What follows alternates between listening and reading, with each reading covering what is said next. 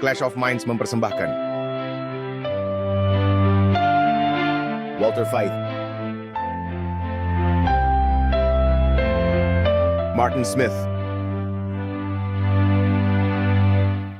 Martin Luther tahun 1517, Luka Parah tahun 1798, Kebangunan Besar Rohani tahun 1844, Ensiklikal Rerum Novarum tahun 1891, Konsili Vatikan II tahun 1962, Ensiklikal Laudato Si Perawatan Rumah Kita Bersama tahun 2015, Pandemi COVID-19 tahun 2019, Pemilihan Presiden Amerika Serikat tahun 2020, Perang Rusia melawan Ukraina tahun 2022, Perang Israel melawan Hamas tahun 2023, Pemilihan Presiden Amerika Serikat Trump versus Harris tahun 2024. WhatsApp Prof 234. Gunung es hari Minggu di depan, apakah Anda akan tetap teguh? Halo dan selamat datang di episode lain dari WhatsApp Prof. Selamat siang, Walter. Saya menunggu Anda mengatakan itu. Bagaimana kabarmu? Apakah Anda juga akan mengatakan itu? Ya, Orang bilang saya tidak pernah menjawab pertanyaan itu. Jadi biarkan saya katakan saya baik-baik saja. saya senang kamu baik-baik saja. Bagaimana kabarmu? Baik. Mengapa kita hidup di zaman yang sulit? Kok bisa kamu baik-baik saja? Saya tetap berpegang pada prinsip dasar hidup saya. Oh begitu. Baiklah. Ya, kita berada di masa yang tenang, itu benar. Ya, tapi tidak perlu mengeluh karena kita sudah menunggu hal ini cukup lama. Ya, memang benar. Ya, Masalahnya beberapa orang mengatakan itu tidak benar. ya itu masalah mereka. Mari kita mulai dengan doa. Bapa kami yang di surga, kami berada di masa-masa yang penting dan kami mohon agar dalam diskusi ini tolong bantu kami lagi agar kami dapat berbicara dan mendiskusikan apa yang ingin Engkau sampaikan kepada kami. Dalam nama Yesus, amin. Amin. Nah, Martin, apakah Anda akan bertahan? Dan saya pikir latar belakangnya adalah sangat tepat. Ada gunung es di depan, dan satu-satunya cara untuk menghadapinya adalah tidak melewatinya seperti Titanic yang menabraknya dan merobek sisi kapal hingga tenggelam. Meskipun Anda seharusnya tidak bisa tenggelam, tetapi untuk menghadapinya, dan jika Anda menabrak gunung es seperti itu dengan kekuatan penuh di bagian depan, maka kemungkinan kapal akan terguncang parah cukup besar, benar? Itu pasti. Apakah menurut Anda, beberapa orang bisa terjatuh ke laut? Ya, benar. Goncangan yang nyata. Jadi ketika Anda tahu ada gunung es di depan dan perintahnya adalah menghadapinya, bukankah ini saat yang tepat untuk mengencangkan sabuk pengaman Anda? Ya, agar Anda tidak terjatuh ke laut. Dan tambahkan sedikit lem super agar tidak terjatuh seperti yang Anda katakan. Tentu saja, saya pikir waktunya sekarang. Baiklah, jadi kita tidak akan membahas hal yang rumit dalam hal ini. Kita tidak akan membahas peristiwa-peristiwa tersebut. Di bagian kedua kita akan membahas itu. Kita akan membahas beberapa peristiwa yang sedang terjadi sekarang, tetapi hanya sedikit pengingat lagi tentang dasar-dasar apa yang menjadi inti konfrontasi ini dan mengapa penting untuk menghadapi gunung es ini. Ya, masalahnya. Kita sudah membuat begitu banyak episode dan sudah bertahun-tahun. Maksudku, ada beberapa pertanyaan yang kamu kirimkan kepadaku dari orang-orang. Lalu saya kembali ke tahun 2021. Dan aku melihat, wow, mungkin kita bisa menyegarkan kembali beberapa hal ini karena saya tidak tahu berapa banyak orang yang kembali dan melihat semua itu. Tidak, mereka tidak melakukannya. Berapa banyak sekarang? Saya bahkan tidak tahu berapa banyak serial WhatsApp Prof. 233 atau ini 234. Oke, jadi orang-orang tidak ingin mengulang 234 video berdurasi 1,5 jam atau lebih. Benar, saya mengerti itu. Jadi kita ingin membuat ringkasan singkat tentang apa masalah sebenarnya dan mengapa penting bagi kita untuk bersiap menghadapi gunung es ini. Pada kenyataannya jika Protestanisme telah menjalankan tugasnya, tidak akan ada gunung es. Itu benar. Ya, karena jika demikian mereka akan sepenuhnya terpisah. Dan tetap setia. Iman yang sejati, iman yang murni. Sekarang mereka semua bingung. Ya, Ya, jadi Martin, mari kita ulas lagi. Saya tahu kita sudah menunjukkan ini sebelumnya. Tapi ini adalah Katolik sebelum Konsili Vatikan II. Dan pemikirannya. Dan jika kita melihat dokumen-dokumen Vatikan II, salah satu paus sebelumnya Ratzinger, yang merupakan Paus Benediktus, ingatlah telah dengan jelas menyatakan bahwa posisi Katolik dari Konsili Trent sama sekali tidak berubah. Jadi cara penyajiannya dalam Vatikan II lah yang membuat beberapa orang percaya bahwa Gereja Katolik telah berkompromi dan menjauh dari beberapa posisinya. Tetapi Ratzinger telah membuatnya sangat jelas. Pada saat itu dia belum menjadi Benediktus. Ya, dia adalah kepala Kongregasi Doktrin dan Iman yang merupakan pengadilan gerejawi yang awalnya dikelola oleh ordo lain dalam Gereja Katolik, tetapi akhirnya dikelola oleh Jesuit. Dan tempat duduk mereka berada di Roma, tepat di gedung tempat inkuisisi berlangsung. Dan dia berkata, gereja-gereja lain bukanlah saudara kita. Karena dia adalah ibu, maka yang lain hanyalah anak-anak dan mereka harus kembali kepada ibu. Dan itulah dasar dari gerakan ekumenis. Dan jika Anda bergabung dengan gerakan ekumenis, pada dasarnya itu adalah pengakuan bahwa Anda ingin menyingkirkan perbedaan doktrinal demi perdamaian, harmoni, dan persatuan. itulah tepatnya yang terjadi. Dan ajaran sejati Yesus sedang disingkirkan. Benar. Dan Paus Fransiskus telah menjelaskannya dengan sangat jelas. Doktrin itu tidak boleh dijadikan kriteria dalam gerakan ekumenis. Kita harus hanya fokus pada hal-hal yang mereka setujui dan sisanya disisihkan. Sayangnya hal-hal yang kadang-kadang mereka setujui tidak alkitabiah, Kecuali, berdasarkan tradisi, baik dalam Katolik maupun Protestan.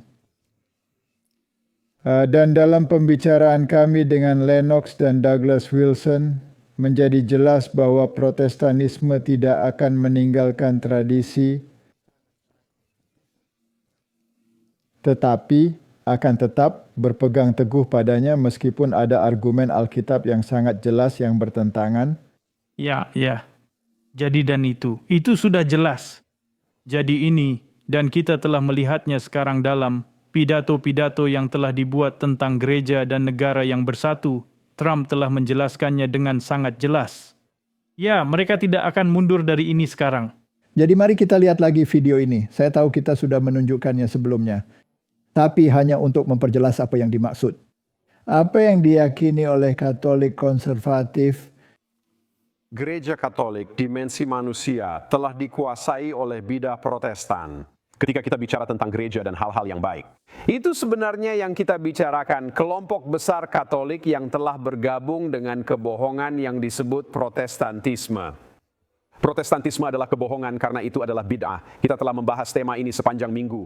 Dan bid'ah seperti perpecahan akan membawa ke neraka bagi yang tidak bertobat. Inilah masalahnya. Setiap keyakinan yang mereka dapatkan berasal dari Katolik. Titik. Mereka tidak memikirkan itu sendiri. Itu milik kita. Kita senang berbagi. Ambil saja semuanya. Ketika Martin Luther dan kelompok sesatnya keluar dari gereja, mereka membawa beberapa hal bersama mereka, termasuk keyakinan-keyakinan itu. Dan selama berabad-abad, pengikut Luther telah mengambil harta karun Katolik itu dan memutarbalikkannya hingga hampir tak dikenali. Dalam bidang teologi, misalnya Protestan tidak tahu apa-apa tentang kitab suci, meskipun mereka semua berpura-pura seolah-olah mereka tahu. Mereka menafsirkannya sendiri dan mengisi celah-celah yang ada seiring berjalannya waktu, pada dasarnya membuatnya sendiri. Yang tercipta adalah lingkungan di mana alih-alih diajari oleh kitab suci, Anda yang mengajarkannya. Protestan memaksakan keyakinan pribadi mereka pada teks-teks dan memutarbalikkannya agar sesuai dengan apa yang mereka sukai. Mereka bukan gereja. Mereka biasanya hanyalah organisasi nirlaba yang bertemu sekali atau dua kali seminggu dan sesekali benar dalam menafsirkan kitab suci, tetapi kebanyakan waktu mereka menghancurkan teks suci karena mereka telah menolak otoritas gereja Katolik yang memberikan Alkitab kepada dunia.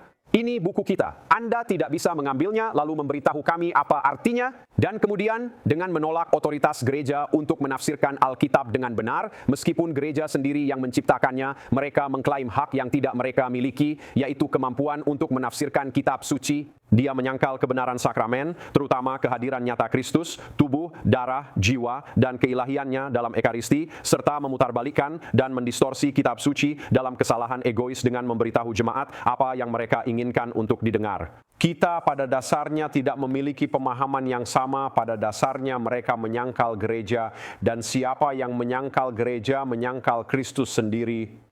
Tidak ada satupun kitab dalam Alkitab misalnya yang mengklaim dirinya sendiri sebagai kitab yang diilhami. Tidak ada satupun. Namun Protestan terus-menerus berbicara tentang Alkitab yang diilhami. Nah, karena Alkitab sendiri tidak mengklaim hal itu, lalu mengapa mereka mempercayainya? Martin sejenak hening.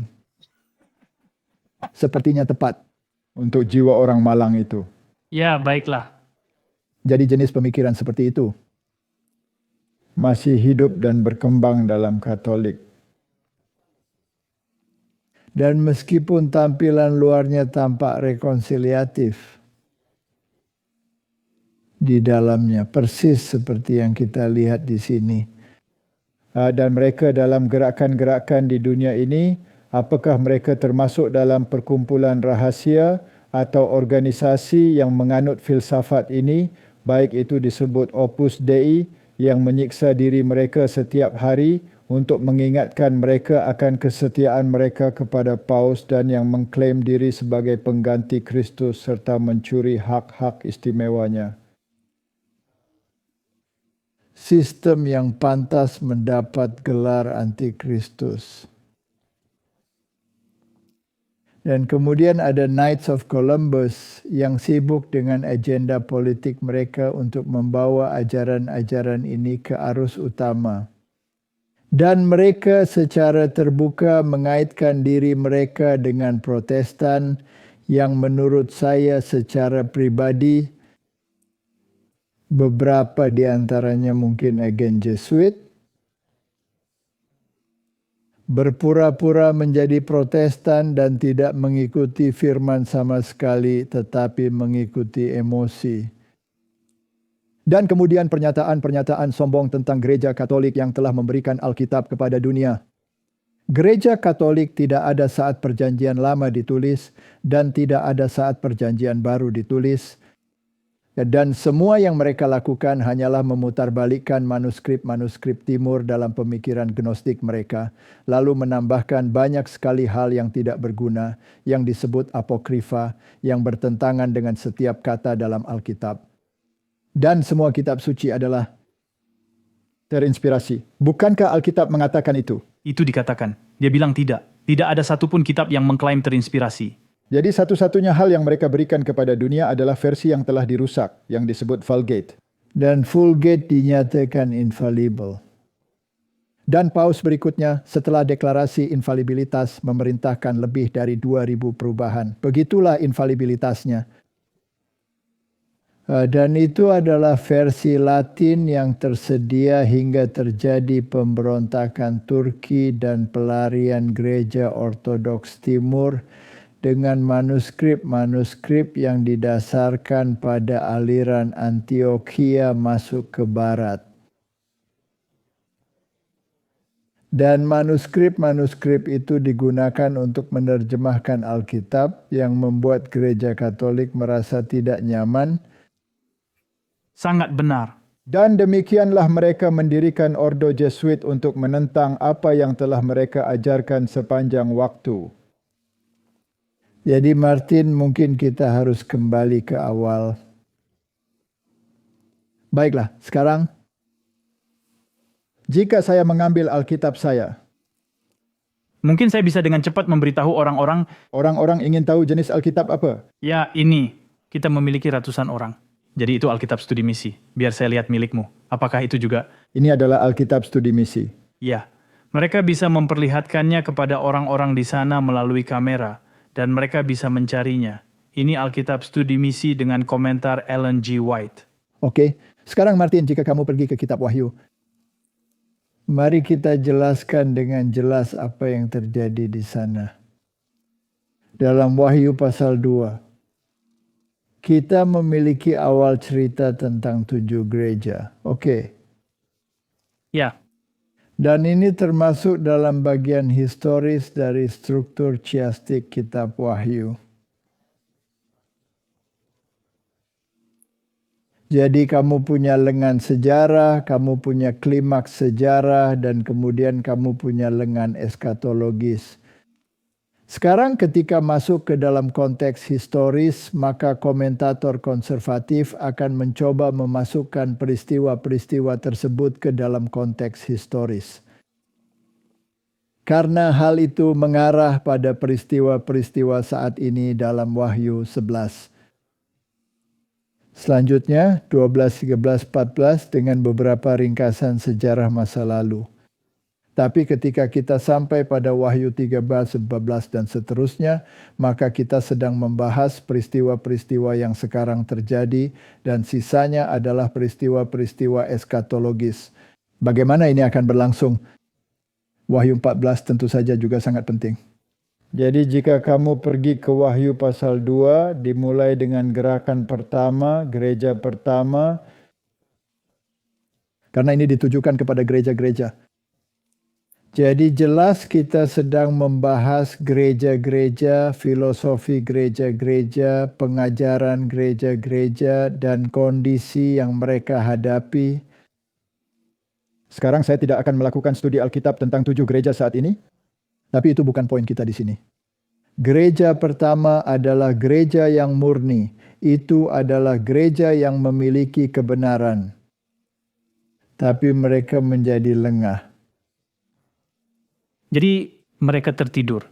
Ya, mereka menjadi lengah. Jadi dikatakan, aku tahu segala pekerjaanmu, baik jerih payahmu maupun ketekunanmu. Aku tahu bahwa engkau tidak dapat sabar terhadap orang-orang jahat, bahwa engkau telah mencobai mereka yang menyebut dirinya rasul, tetapi yang sebenarnya tidak demikian, bahwa engkau telah mendapati mereka pendusta. Sekarang bagaimana kamu menemukan seseorang sebagai pembohong? Anda harus memiliki dasar untuk membedakan kebenaran dari kesalahan. Anda harus memiliki kebenaran. Oke, jadi apa dasar mereka?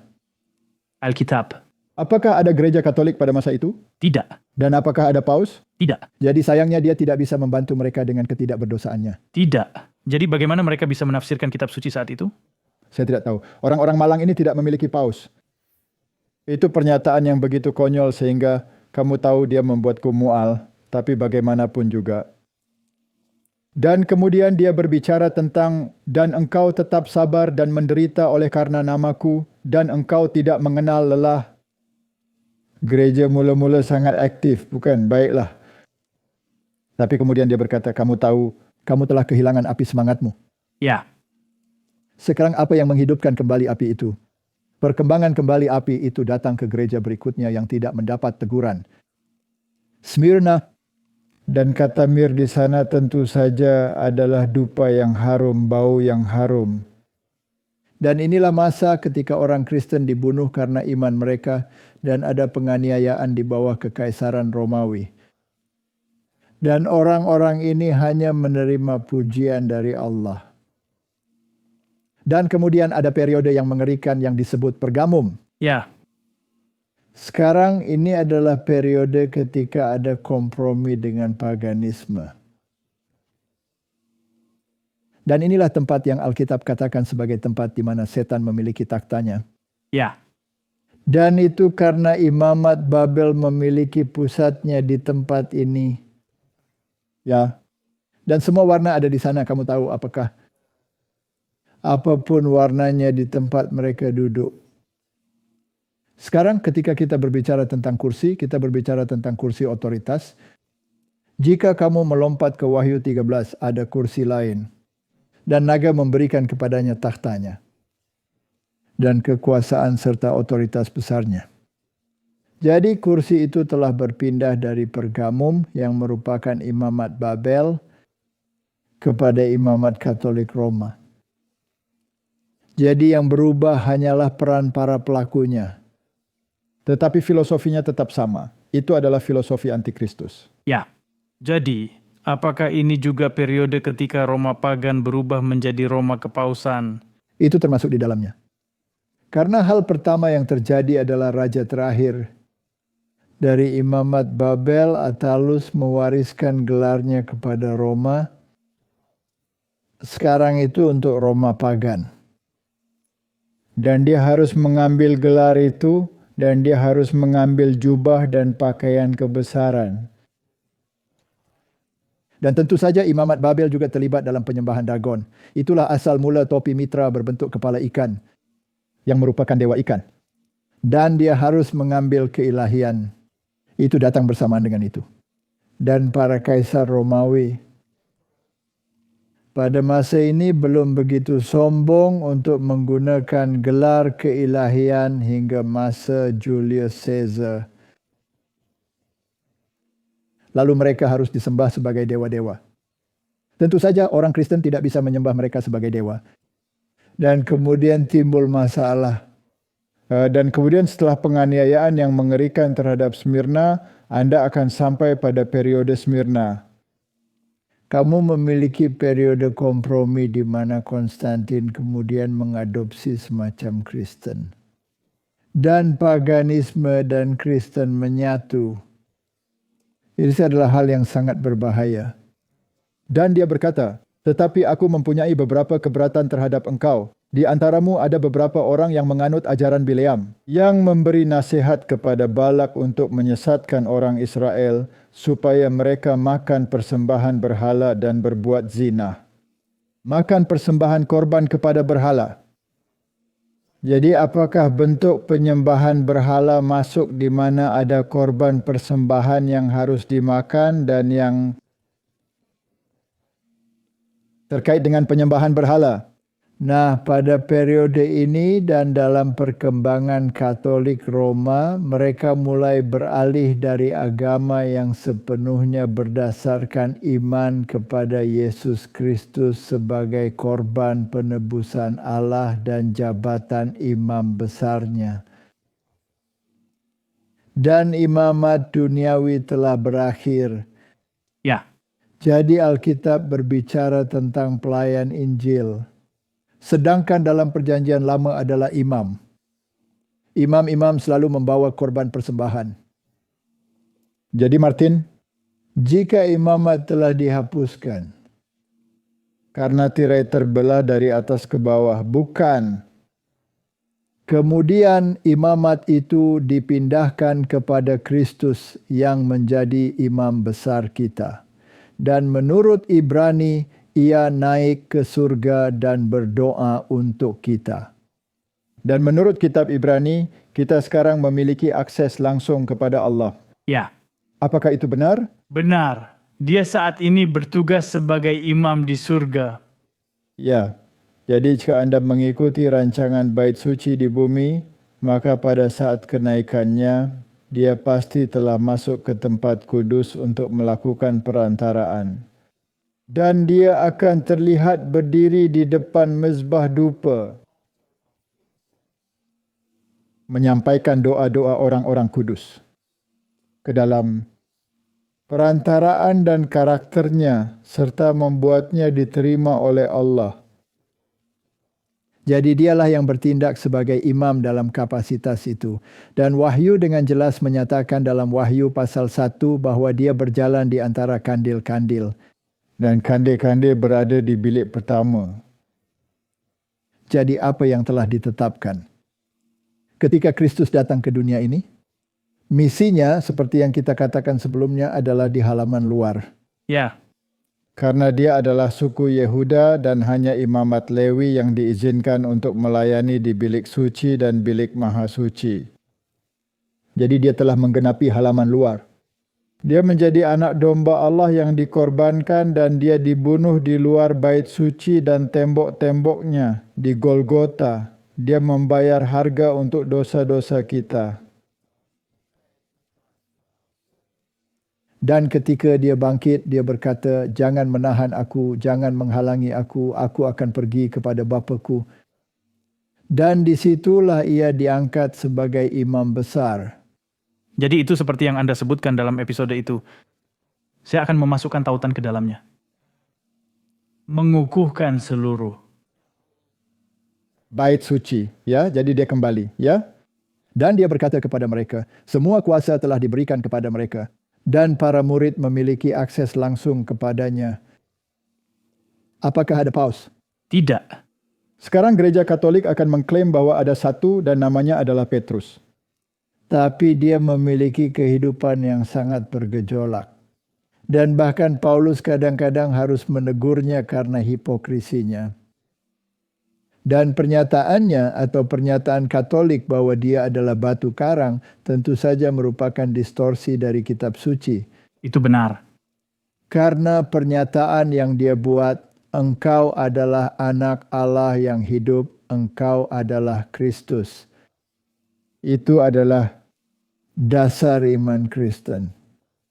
Jadi sejak saat itu orang Kristen memiliki akses langsung kepada Allah sebagai perantara. Ya, jadi ketika Petrus merujuk padanya, dia menjadikan Yesus sebagai batu karang. Dan Yesus mengukuhkannya dengan berkata, kamu adalah Petrus, dan di atas batu ini aku akan mendirikan gerejaku. Dan Yesus telah menjelaskannya dengan sangat jelas. Ketika dia berkata, ketika mereka berkata kepadanya, ibumu menunggu di luar dan saudara-saudaramu. Ia berkata bahwa mereka yang melakukan kehendak Bapakku, mereka adalah ibuku dan saudara-saudaraku dan saudara-saudariku dan lain-lain. Dan kemudian ia berkata kepada para murid, kamu tidak boleh menguasai satu sama lain.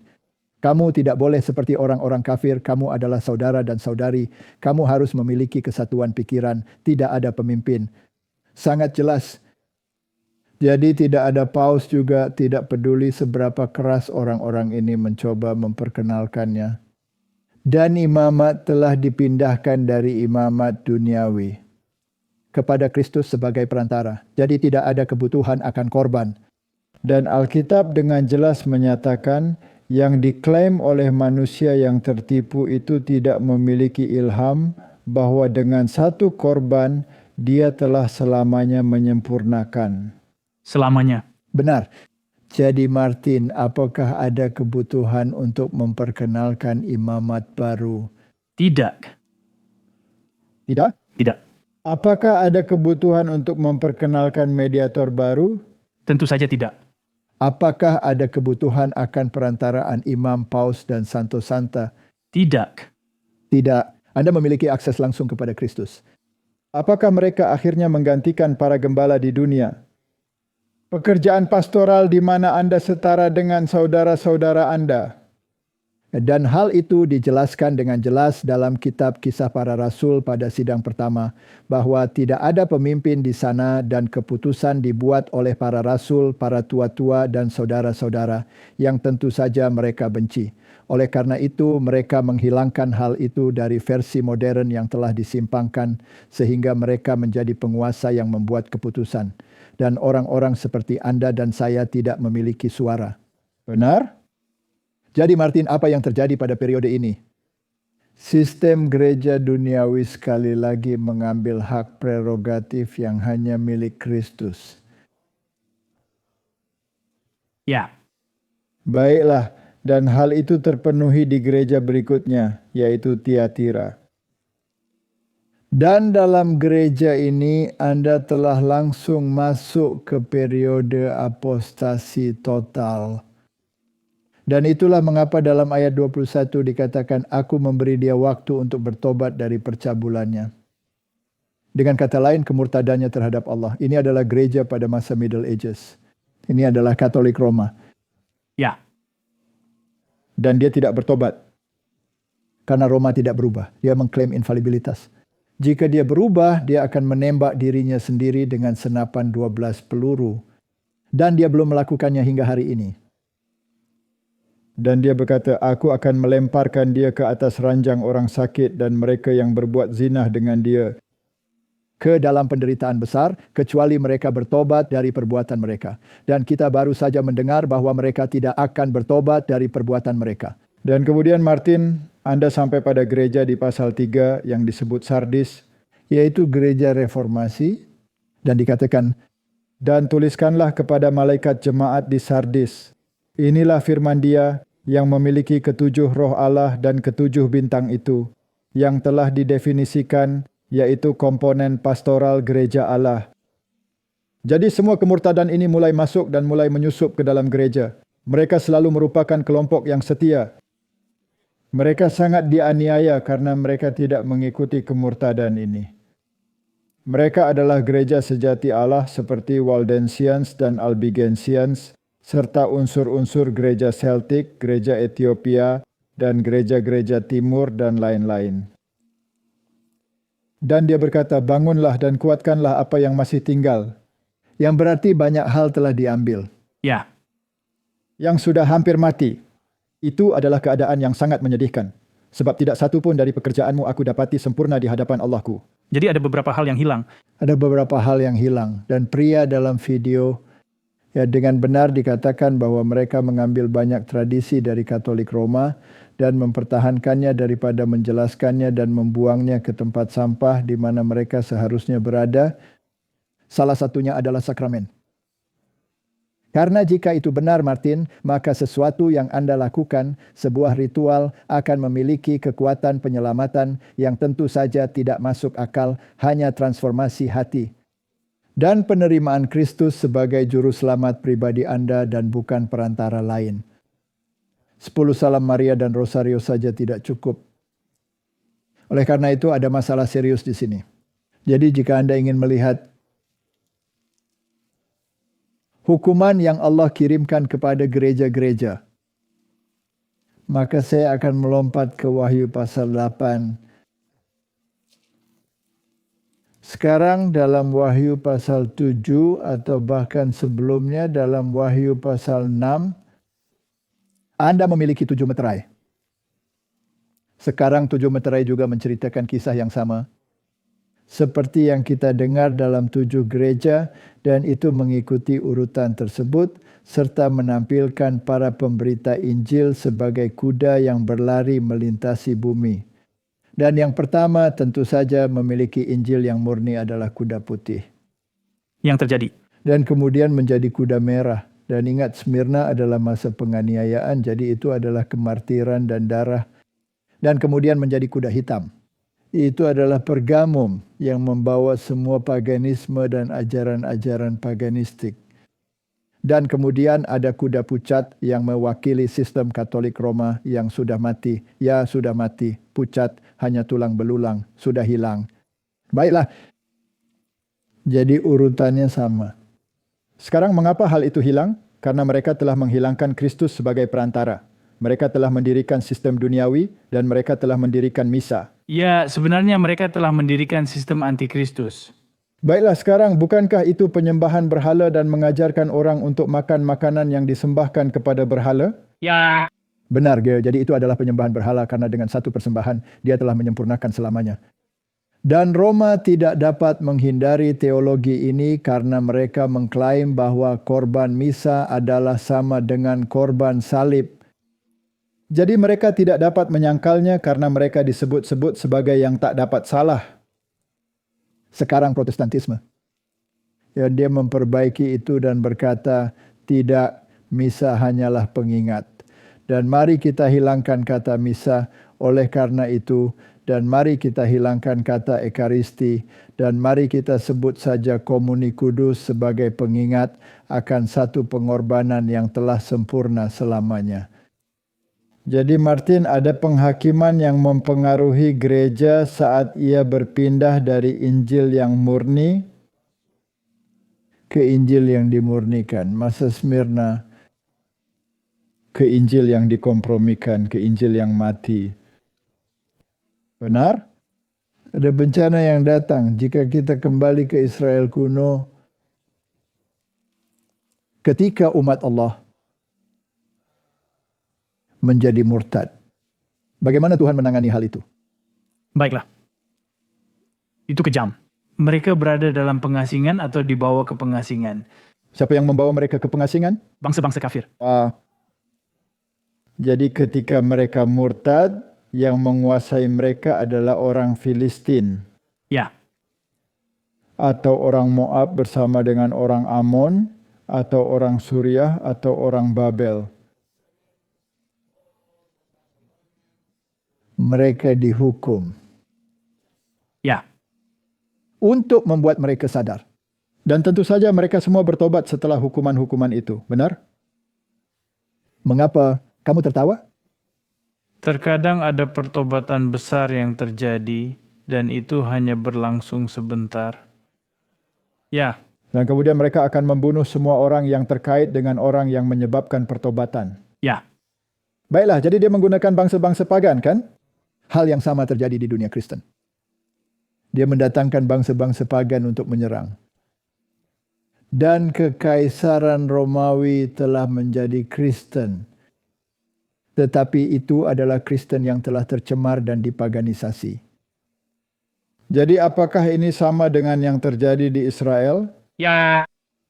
Sama persis. Lalu tiba-tiba Hun datang dan ada bencana besar dan mereka terancam punah dan seterusnya. Benar? Dan akhirnya Allah berbelas kasihan dan Hun menghilang dari sejarah. Dan satu demi satu suku Goth datang dan menghancurkan Roma dan Anda tahu membawa yang lain. Dan semua ini sekarang telah menjadi Kristen. Tetapi kekaisaran Romawi dihancurkan habis-habisan oleh serangan demi serangan. Baik itu Ostrogoths, Visigoths atau Heruli. Mereka semua dihancurkan. Benar? Dan Martin, mengapa Allah mendatangkan malapetaka-malapetaka ini? Jadi kamu tahu jika kita berbicara tentang sangkakala, Ya. sekarang beberapa orang ingin menafsirkan sangkakala sebagai peristiwa di masa depan. Tapi seperti yang saya katakan, saya percaya bahwa mereka sebenarnya termasuk dalam bagian sejarah dari kitab suci. Dan masalahnya kita tidak perlu membahas seluruh bagian tentang sangkakala dan mengatakan malapetaka mana yang dimaksud. Karena ada pendapat yang berbeda. Menurut saya itu tidak terlalu penting. Apakah kita mendapatkannya dengan tepat atau tidak? Apakah ini atau apakah itu? Ini yang kamu tahu merupakan bagian dari malapetaka. Tetapi para pendahulu kita menafsirkan beberapa hal dalam sangkakala dengan cara yang sangat spesifik. Beberapa yang kemudian mereka menggabungkannya dengan Turki dan lain-lain dan Kekaisaran Ottoman dan kejatuhan Kekaisaran Ottoman. Saya tidak akan membahas itu. Saya tertarik pada bagian pertama. Jadi jika kita kembali ke pasal 8 ayat 2. Lalu aku melihat ketujuh malaikat yang berdiri di hadapan Allah dan kepada mereka diberikan 7 sangkakala. Sekarang sangkakala selalu menjadi pengumuman peristiwa besar, baik peristiwa positif seperti pemberian hukum di Gunung Sinai. Akan ada bunyi sangkakala yang besar pada kedatangan kedua Kristus, tetapi juga ada panggilan perang. Maka datanglah seorang malaikat lain dan ia pergi berdiri dekat mezbah dengan sebuah pedupaan emas. Jadi altar apa itu? Altar dupa di bilik suci. Baiklah, sekarang siapa satu-satunya yang benar-benar bertindak sebagai perantara di altar dupa? Kristus. Oke, sekarang Kristus sering dikaitkan dengan kata malaikat. Bahkan dalam perjanjian lama, malaikat Tuhan menerima penyembahan. Oleh karena itu dia pasti adalah Allah. Oleh karena itu dia pasti adalah Kristus. Benar? Maka datanglah seorang malaikat lain, dan ia pergi berdiri dekat mezbah dengan sebuah pedupaan emas. Saya tidak percaya malaikat ciptaan lain dapat mengambil posisi itu, karena perantaraan dilakukan atas dasar karya Kristus. Dan kepadanya diberikan banyak kemenyan. Untuk dipersembahkannya bersama-sama dengan doa semua orang kudus di atas mezbah emas di hadapan takhta itu. Jadi tidak ada pertanyaan tentang altar mana yang dimaksud. Dan kepadanya diberikan banyak kemenyan. Sekarang dupa ini adalah doa-doa orang-orang kudus. Jadi bagaimana doa-doa orang kudus sampai kepadanya? Oleh doa-doa orang kudus. Doa-doa itu sampai kepadanya seperti dupa. Oke, pertanyaan saya adalah di mana perantara, di mana paus? Tidak ada dimanapun, dan tidak ada imam di sana juga, kecuali Kristus. Di mana Santo Agustinus atau Santo Franciscus atau Maria atau Santo siapa saja? Tidak ada. Tidak ada. Jadi doa-doa kalian pergi ke siapa? Yesus. Pergi kepada Yesus, pergi ke Tuhan. Oke, jadi di sini dia memiliki dupa. Dan dia menjadi perantara bagi orang-orang kudusnya. Sekarang beberapa dari doa-doa itu adalah doa untuk pengampunan, untuk dosa, karena Roh Kudus menegur tentang dosa, kebenaran, dan penghakiman. Dan beberapa dari doa-doa itu akan memohon pertolongan dalam keadaan di mana mereka memohon kekuatan, memohon kuasa untuk mengalahkan kecenderungan jahatmu. Ada begitu banyak doa di dalamnya dan mereka naik ke hadapan Allah. Dan dia menaruhnya dalam dupa, baiklah. Maka naiklah asap kemenyan bersama-sama dengan doa. Orang-orang kudus itu dari tangan malaikat itu ke hadapan Allah. Jadi siapa perantara itu? Yesus. Yesus adalah perantara? Ya. Dia satu-satunya. Tidak ada paus di sini. Dan tidak ada orang kudus. Tetapi sekarang dengarkan ini. Lalu malaikat itu mengambil pedupaan itu. Dan mengisinya dengan api dari mezbah. Sekarang tidak ada api di mezbah dupa. Api yang ada hanyalah di altar persembahan bakaran yang berada di luar. Di luar, Baiklah, apa yang terjadi di altar itu? domba itu disembelih. Benar. Oke, jadi domba itu disembelih di sana. Jadi ketika dia keluar untuk mengambil bara api dari altar itu, apa yang dia maksudkan? Pengorbanan Kristus. Benar? Bukankah begitu? Ya. Oke, jadi dia mengambil doa-doa itu di mana dia bertindak sebagai imam di bilik suci. Dia keluar. Dia sedang merangkum apa yang terjadi sebelumnya. Pengorbanan domba Ya. yang adalah dirinya sendiri. Itu dia. Dan dia mengambil bara api. Ya. Dan dia menempatkannya di Dalam wadah ini, di dalam dupa ini. Sekarang apakah dia membawa ini kembali ke bilik suci dan mempersembahkannya kepada Allah? jawabannya adalah tidak. Apa yang dia lakukan dengan itu? Mari kita lihat apa yang dia lakukan dengan ini. Dan melemparkannya ke bumi. Maka meledaklah bunyi guruh disertai halilintar dan gempa bumi. Jadi inilah pembalasan. Baiklah, jadi dupa yang diisi dengan doa ini. Dengan pengingat bahawa dia adalah domba kurban, tidak dibawa ke altar dupa dan diterima oleh Allah melalui perantaraan Kristus, dia melemparkannya ke tanah. Dia melemparkannya ke tanah. Sekarang Martin, jika kamu marah dan memegang sesuatu di tanganmu, lalu seseorang mengganggumu, apa yang mungkin kamu lakukan dengan benda itu? Lemparkan ke tanah. Kamu melemparkannya ke tanah. Jadi ini setelah doa-doa para kudus telah dimediasi dengannya dan pergi kepada Bapa. Ini adalah doa yang terpisah. Ada doa-doa di dalamnya sekarang. Ya, tetapi dia kembali ke altar ini dan melemparkan dupa dengan bara api dan doa-doa ke tanah. Oke. Apa yang terjadi? Mengapa dia melakukan itu? Martin, mereka telah menggantikan Mesias.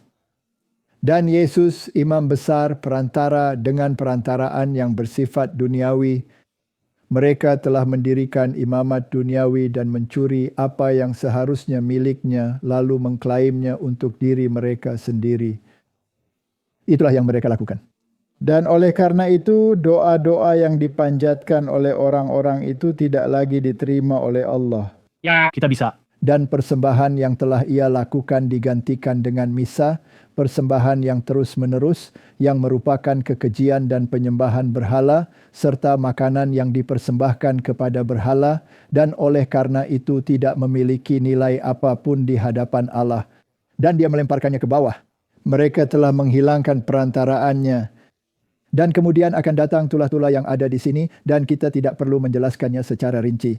Yang terakhir adalah sangkakala ketujuh, ketika Kristus datang dan membersihkan segala sesuatu.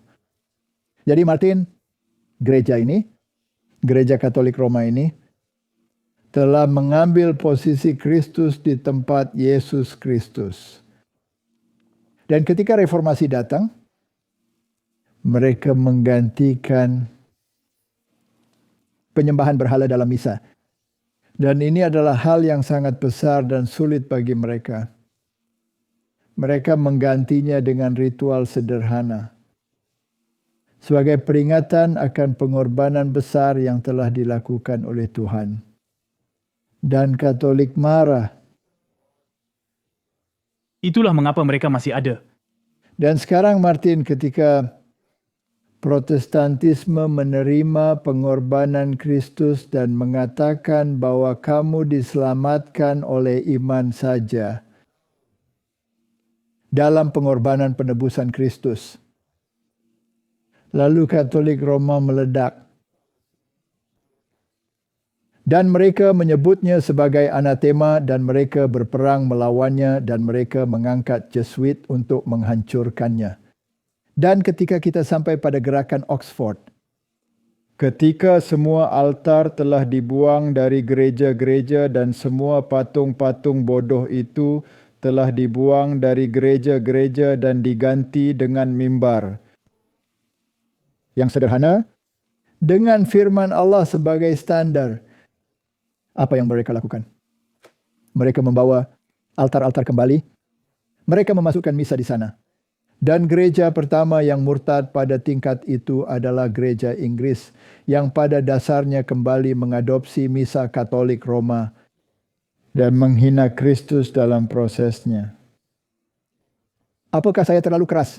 Nah, itulah tepatnya yang terjadi. Dan jika itu memenuhi syarat sebagai antikristus, maka saya tidak percaya Anda terlalu keras. Baiklah, Jadi gereja ini, gereja Inggris ini, Dengan semua simbol masonik di gereja-gereja mereka, gereja ini yang mengubah arsitektur Cathedral St. Paul untuk menjadi gambaran Vatikan adalah gerakan Protestan pertama yang kembali ke Roma.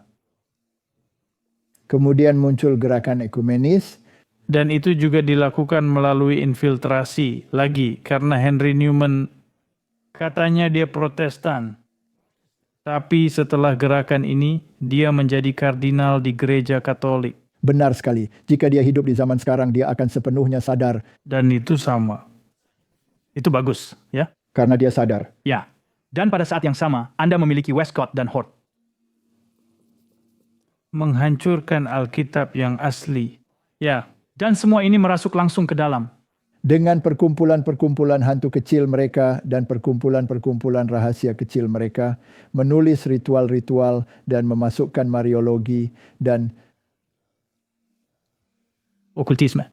Mereka membawa okultisme karena mereka melakukan sians, komunikasi dengan arwah. Dalam semua ini, mereka jahat. Mari kita katakan begitu saja. Dan hari ini itulah manuskrip-manuskrip yang diresepkan dan dicintai oleh Gereja Katolik Roma, di mana Yesus dibuat menjadi pembohong dan seluruh pelayanannya dinegasikan menjadi tidak lebih dari desisan atau tidak lebih dari desisan. Bagaimanapun begitulah ceritanya. Jadi Martin, para Jesuit dan kontrareformasi. Jadi mari kita baca saja. Apa yang tertulis di sini dalam sejarah Protestantisme oleh Willy? saya pikir ini penting karena kita baru saja mendengarnya sebelumnya dalam video tersebut. Seberapa buruk Protestantisme dan betapa jahatnya mereka. Ya, Menurut Vatikan, Sekarang menurut Alkitab Sardis, dia tidak menemukan pekerjaan mereka selesai. tetapi dia menambahkan, ada orang-orang di dalamnya yang akan berjalan bersamaku dalam pakaian putih karena mereka telah hidup sesuai dengan terang terbaik yang mereka miliki, dan saya yakin hal itu berlaku hingga hari ini. pasti. Di dalam gereja-gereja Protestan, ada orang-orang yang hidup sesuai dengan terang terbaik yang mereka miliki. Namun mereka telah dicuci otak untuk melupakan sejarah dan melupakan siapa antikristus itu, serta bahkan sedikit pun tidak memahami mengapa dia adalah antikristus. Jadi Wiley menulis bahwa Protestantisme bukanlah semata-mata hasil dari kemajuan manusia. Ini bukanlah sekadar prinsip kesempurnaan yang melekat pada manusia dan termasuk salah satu kekuatan alaminya, sehingga ketika masyarakat menjadi korup, ia dapat membersihkan dirinya sendiri. Dengan kata lain yang dimaksudkan Martin, ini bukan gerakan manusia, ini adalah implantasi ilahi. Karena kita tidak memiliki kemampuan untuk membersihkan diri kita sendiri. Tidak. Dan satu-satunya hal yang seharusnya dilakukan Protestantisme adalah membawa kebenaran kembali ke permukaan. Benar.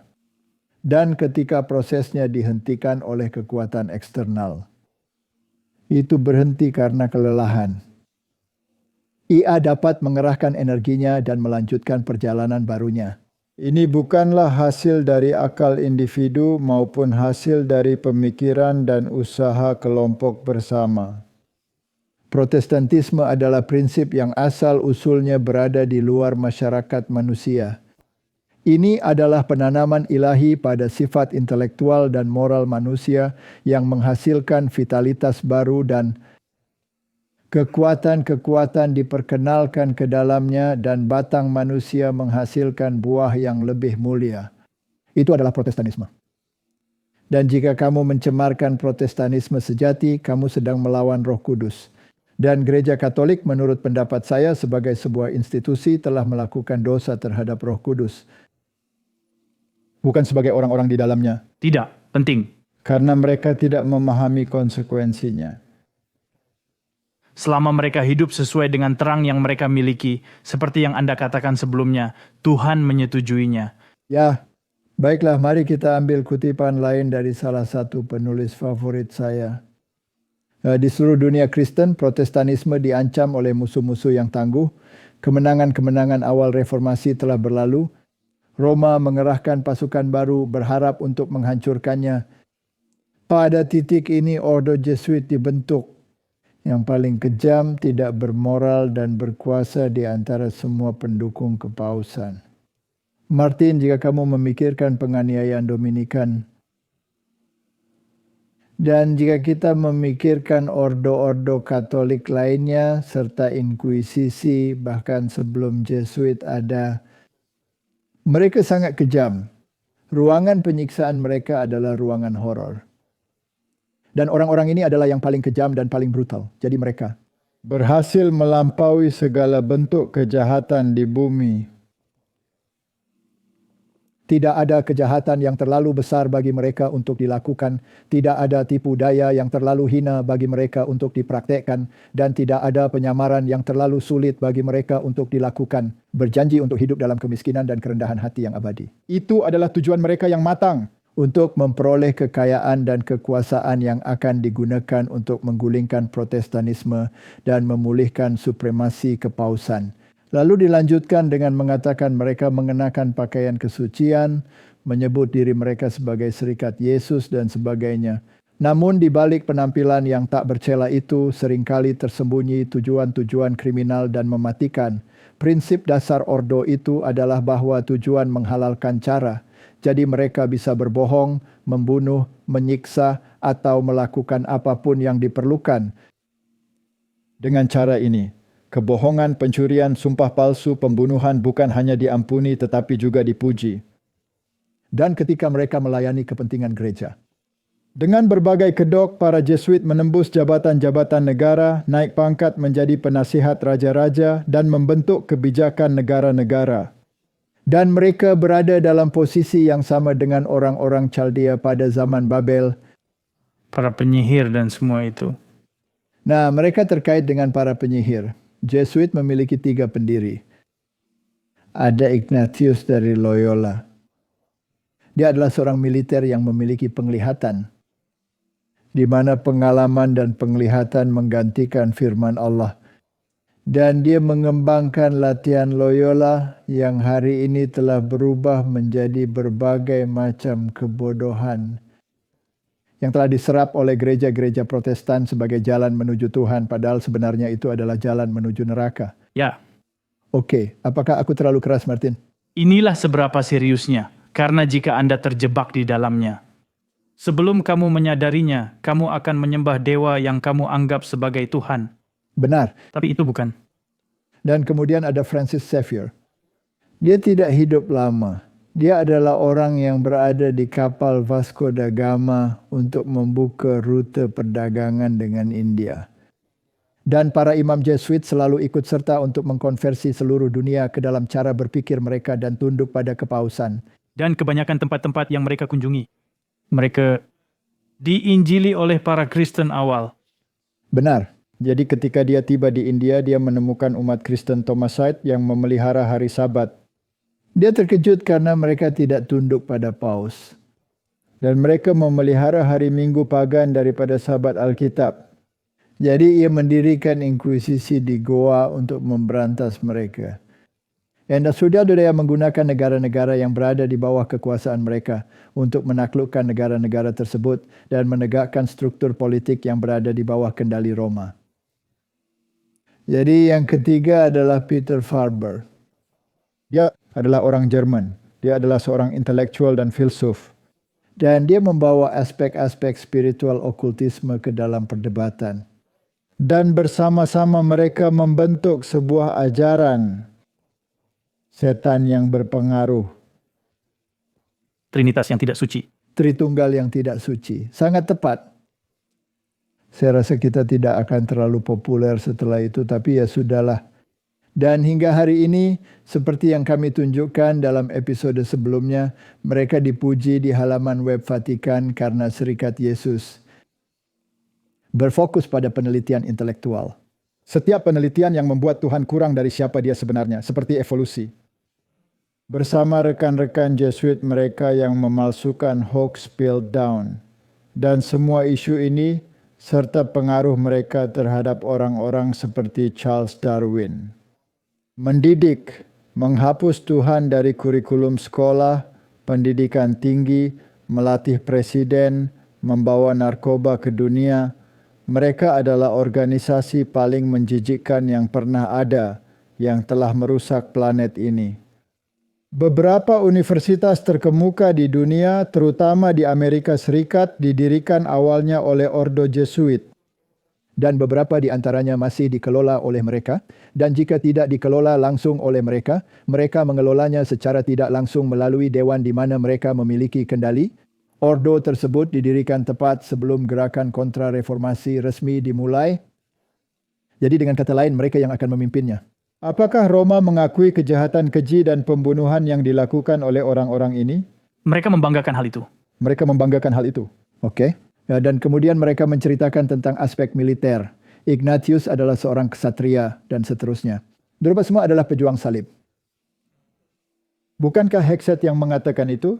Atau bukankah dia menulis buku tentang perang salib Amerika? Apakah dia tidak memiliki lambang salib di sana? Kita sudah membahas semua itu. Jadi tidak ada yang berubah. Jadi apakah mereka berhasil dalam kontra-reformasi ini? Ya, sayangnya, sangat sekali. Karena seperti yang kita sebutkan sekarang sepanjang waktu, mereka telah menyusup bahkan ke firman Allah. Ya. Jadi Ignatius mengumpulkan 6 orang di sekitarnya dan mereka mengucapkan sumpah khusus. Dan karena latar belakang militernya serta fakta bahwa banyak anggota masyarakat bersedia menerima misi dimanapun di dunia dan menjadi prajurit demi iman dan gereja mereka. Jadi mereka adalah ordo militer. Benar? Baris-baris pertama dari piagam pendirian ordo mereka menyatakan bahwa Serikat Yesus cocok bagi siapapun yang ingin menjadi prajurit Allah. Mari kita perjelas. Prajurit dari kepausan. Ya. Mereka berbohong. Mereka tidak melayani Tuhan. Mereka melayani setan. Video itu pria itu berkata bahwa semuanya tentang menolak otoritas gereja. Benar. Dan Ignatius adalah pemimpin pertama mereka. Gelar yang dia ambil adalah Superior General dan gelar itu masih digunakan hingga hari ini. Dan jika Anda ingin mengetahui seni perang mereka, pergilah dan lihatlah dari Kreta hingga Malta dan Anda akan melihatnya. Itu salah satu seri video kami yang dapat melakukannya dengan cukup baik. Ignatius menulis visinya untuk ordo luar biasa yang didirikannya dalam sebuah dokumen yang disebut Formula Institut Serikat Yesus yang Mulia. Ini adalah dokumen pendirian untuk ordo tersebut yang harus diikuti oleh semua dokumen lainnya. Ignatius Loyola kemudian memastikan bahwa rumusannya tertanam dalam hukum kepausan, bukan hukum Alkitab, melalui penandatanganan 2 surat kepausan, satu pada tahun 1540 oleh Paus Paulus III dan yang lain pada tahun 1550 oleh Paus Julius III. Dan rumus tersebut menggambarkan sifat dan tujuan ordo baru serta jenis spiritualitas dan komunitas yang akan mereka bangun. Yang tidak berdasarkan Alkitab tetapi berdasarkan spiritualisme. Ya. Dan itu adalah penyembahan setan. Dan hal itu begitu merasuk ke dalam Kristen, ke dalam Protestanisme, sehingga membuat mual. Ya, dan Anda tidak bisa mendeteksinya karena memiliki berbagai bentuk. Dan apakah kita berbicara tentang gereja yang berorientasi pada tujuan atau apapun, semuanya mengarah ke kepausan. Dan kita tidak perlu membahas sejarah yang sudah dikenal. Apakah kita berbicara tentang Crystal Palace? Of Schuller yang pada akhirnya tentu saja menjadi istana kristal Gereja Katolik Roma. Dan pada dasarnya mereka hanya mentransfernya kepada pemilih asli yang sebenarnya. Ya, Jadi Jesuit mengklaim bahwa reformasi gereja harus dimulai dengan pertobatan hati individu. Kepada apa? Kepada latihan rohani yang membawa Anda untuk Menerima paus sebagai panduan spiritual Anda. Ordo Jesuit percaya bahwa retret Ignatius, latihan rohani, adalah salah satu cara untuk mewujudkan konversi ini. Retret berlangsung selama 4 minggu. Ini adalah periode keheningan di mana seseorang melakukan serangkaian meditasi langsung tentang kehidupan Yesus. jadi kamu tidak berbicara, kamu hanya bermeditasi, tetapi kamu tidak bermeditasi tentang firman. Kamu memiliki pengalaman langsung dengan dunia spiritual. ya, dengan indera Anda. Ya, dan Protestan serta beberapa orang yang tersesat, mungkin dari kalangan kita sendiri, akan ikut serta dalam kebodohan ini. Jauhi. Jadi di gereja Katolik saat ini, Jesuit adalah salah satu ordo keagamaan terbesar yang terdiri dari imam dan saudara-saudara. Jadi uskup agung saat ini adalah Adolfo Nicolas. Itu sedikit ketinggalan zaman di halaman Vatikan. Mereka seharusnya memperbarui menjadi Sosa atau Siapapun yang akan menjadi berikutnya. Mereka mungkin sudah tahu siapa yang akan menjadi berikutnya sehingga mereka dapat menghadapi kitab suci suatu hari nanti. Dan murka anak domba. Wahyu pasal 17. Lalu datanglah seorang dari ketujuh malaikat yang membawa ketujuh cawan itu dan berkata kepadaku, "Mari ke sini, aku akan menunjukkan kepadamu putusan atas pelacur besar yang duduk di tempat yang banyak airnya." Tidak ada Protestan pada abad sebelumnya yang tidak tahu siapa yang dimaksud. Itu adalah kepausan. Dia adalah pelacur besar yang duduk di antara bangsa-bangsa. Dengan dia raja-raja di bumi, ngomong-ngomong hingga hari ini, Itu hal yang paling penting. telah berbuat cabul. Dan penghuni-penghuni bumi telah mabuk oleh anggur percabulannya. Ajaran-ajarannya yang sesat. Sayangnya, kita melihat ini sekarang di mana-mana. Ya? Maksud saya, dalam pidato-pidato itu. Itulah mengapa kami telah memperlihatkan beberapa di antaranya. Dan kami mungkin akan melakukannya lagi. Pada pidato-pidato ini. Khususnya pada peringatan Charlie Kirk. Ya, menakjubkan. Tentu saja. Dan Wahyu 13. Dan aku berdiri di atas pasir laut, dan aku melihat seekor binatang, entitas politik, keluar dari laut, dari bangsa-bangsa yang memiliki 7 kepala dan 10 tanduk, dan di atas tanduk-tanduknya terdapat 10 mahkota. Ini adalah periode. Ketika Roma telah terbagi menjadi negara-negara Eropa dan gereja Katolik Roma mengklaim supremasi dan menempatkan mahkota di atas tanduk-tanduk. Dan dia adalah tanduk yang menonjol di tengah yang mengendalikan hati nurani. Ya, dan masih melakukannya. Dan bagaimana tanduk ini? Tanduk ini, di atas kepalanya tertulis nama penistaan. Itu adalah kekuatan yang menghujat karena mengklaim kesempurnaan dan mengatakan bahwa itu adalah jalan keselamatan melalui sistem sakramen mereka dan lain-lain yang tidak memiliki nilai sama sekali karena hanya hati yang telah diubah yang memiliki nilai. Dalam buku The Great Controversy yang kita baca, sebuah studi Alkitab yang penuh doa akan menunjukkan kepada Protestan sifat sebenarnya dari kepausan dan akan membuat mereka membenci dan menjauhinya. Jangan masuk ke dalam konsili ekumenis dengan mereka. Tepat sekali. Apalagi menjadi wakil ketua Dewan Ekumenis mereka bersujud di depan altar dan berpura-pura memberkati orang melalui budaya paganistik ini. Tetapi banyak orang yang begitu sombong dalam kebijaksanaan mereka sendiri sehingga mereka merasa tidak perlu dengan rendah hati mencari Allah agar mereka dapat dipimpin ke dalam kebenaran. Meskipun mereka bangga dengan pencerahan mereka, mereka tidak mengerti baik kitab suci maupun kuasa Allah. Martin, kamu tidak boleh bersekutu dengan sistem yang telah menghapus Kristus dari perantaraan. Tidak, tidak. Bahkan untuk berbuat baik pun tidak. Tidak. dan tidak peduli seberapa megahnya upacara-upacara kalian, seberapa banyak pakaian kebesaran yang kalian kenakan, seberapa banyak taplak meja yang kalian pasang di kepala, seberapa banyak blok Lego yang kalian tempelkan di tubuh, dan seberapa banyak ikat pinggang yang kalian pakai, itu tidak akan mengesankan siapapun, terutama tidak mengesankan Kristus. Tidak. Dia mengatakan bahwa dia tidak memandang bulu. Tidak. Jadi Martin, gunung es yang harus kita hadapi adalah teologi yang salah. Itulah mengapa Injil yang kekal harus diberitakan kembali. Sebuah sistem agama palsu yang didasarkan pada kompromi dan yang akan mengosongkan hukum Allah serta menjadikan sistem kepausan sebagai otoritas dalam hidup mereka karena lukanya harus sembuh. Dan Protestanisme akan memberinya kekuatan itu. Ya, Dan Ordo Jesuit telah merasuki segala hal, setiap aspek kehidupan dalam mewujudkan hal ini. Benar. Dan sekarang Martin. Masalahnya, masalah terakhir yang telah kita katakan sejak lama adalah otoritas Allah dan perantaraannya. Sekarang satu-satunya perintah yang secara mutlak menunjuk pada otoritas Allah adalah perintah Sabat. Dan itu menggambarkan siapa Tuhan ini. Benar. Jadi hal itu memberitahukan kepada kamu siapa Allah itu dan mengapa dia memiliki wewenang atas hidupmu. Karena dia yang menciptakan kamu. Dalam 6 hari, dia menciptakan langit dan bumi, dan oleh karena itu dia memerintahkan kamu untuk memelihara hari Sabat. Dan kamu tidak boleh bekerja pada hari itu. Benar. Dan dia aku membaca kitab Ulangan, kamu akan menemukan 10 perintah Allah yang sama di sana, karena dia adalah penebusmu.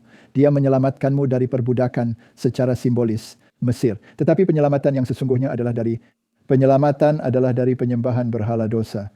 Dia adalah pencipta, dan dia adalah pencipta kembali. Benar. Jadi kamu membaca dalam Yehezkiel 20 ayat 12. Sekarang tolong diingat bahwa Yehezkiel adalah nabi pada masa pembuangan. Dia sendiri adalah seorang pengasingan. Di Babel. Ya, Yeremia adalah nabi di Yerusalem, memberitahu mereka bahwa apa yang mereka lakukan salah dan melanggar Sabat. Dan dia memiliki satu pasal tentang mengapa mereka melanggar Sabat. Dan dia melemparkannya ke dalam penjara dan melemparkannya ke dalam lumpur dan memperlakukannya seperti anjing. Jadi Yehezkiel berkata, hari-hari Sabatku juga kuberikan kepada mereka menjadi peringatan di antara aku dan mereka, supaya mereka mengetahui bahwa akulah Tuhan yang menguduskan mereka. Disitulah seluruh intinya. Jadi dari mana datangnya pengudusan dan perantaraanmu? Dari Kristus. Dari Tuhan. Ya. Yesaya pasal 58, dia adalah Tuhan. Dan oleh karena itu dia memberikan mereka Sabat. Oke, jadi Jadi apa itu hari Tuhan? Hari Sabat menurut Yesaya pasal 58, dia adalah Tuhan hari Sabat. Anda harus menyebutnya sebagai hari Tuhan yang mulia, yaitu Sabat. Yehezkiel 20 ayat 20 berkata, kuduskanlah hari-hari Sabatku, sehingga itu menjadi peringatan di antara aku dan kamu, supaya orang mengetahui bahwa akulah Tuhan, Allahmu.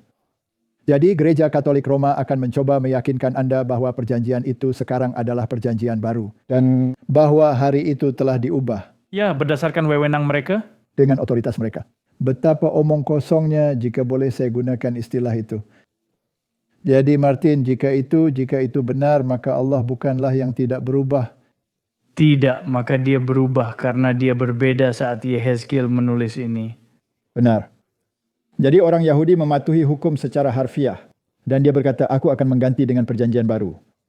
Dan aku akan menuliskannya di hati kalian. Apakah itu berarti akan menulis hukum yang berbeda di hatimu? Itulah yang orang katakan dan apa yang mereka katakan. Tapi tidak, itu tidak mungkin. Bagaimana Anda tahu dia tidak menulis hukum yang berbeda di hatinya?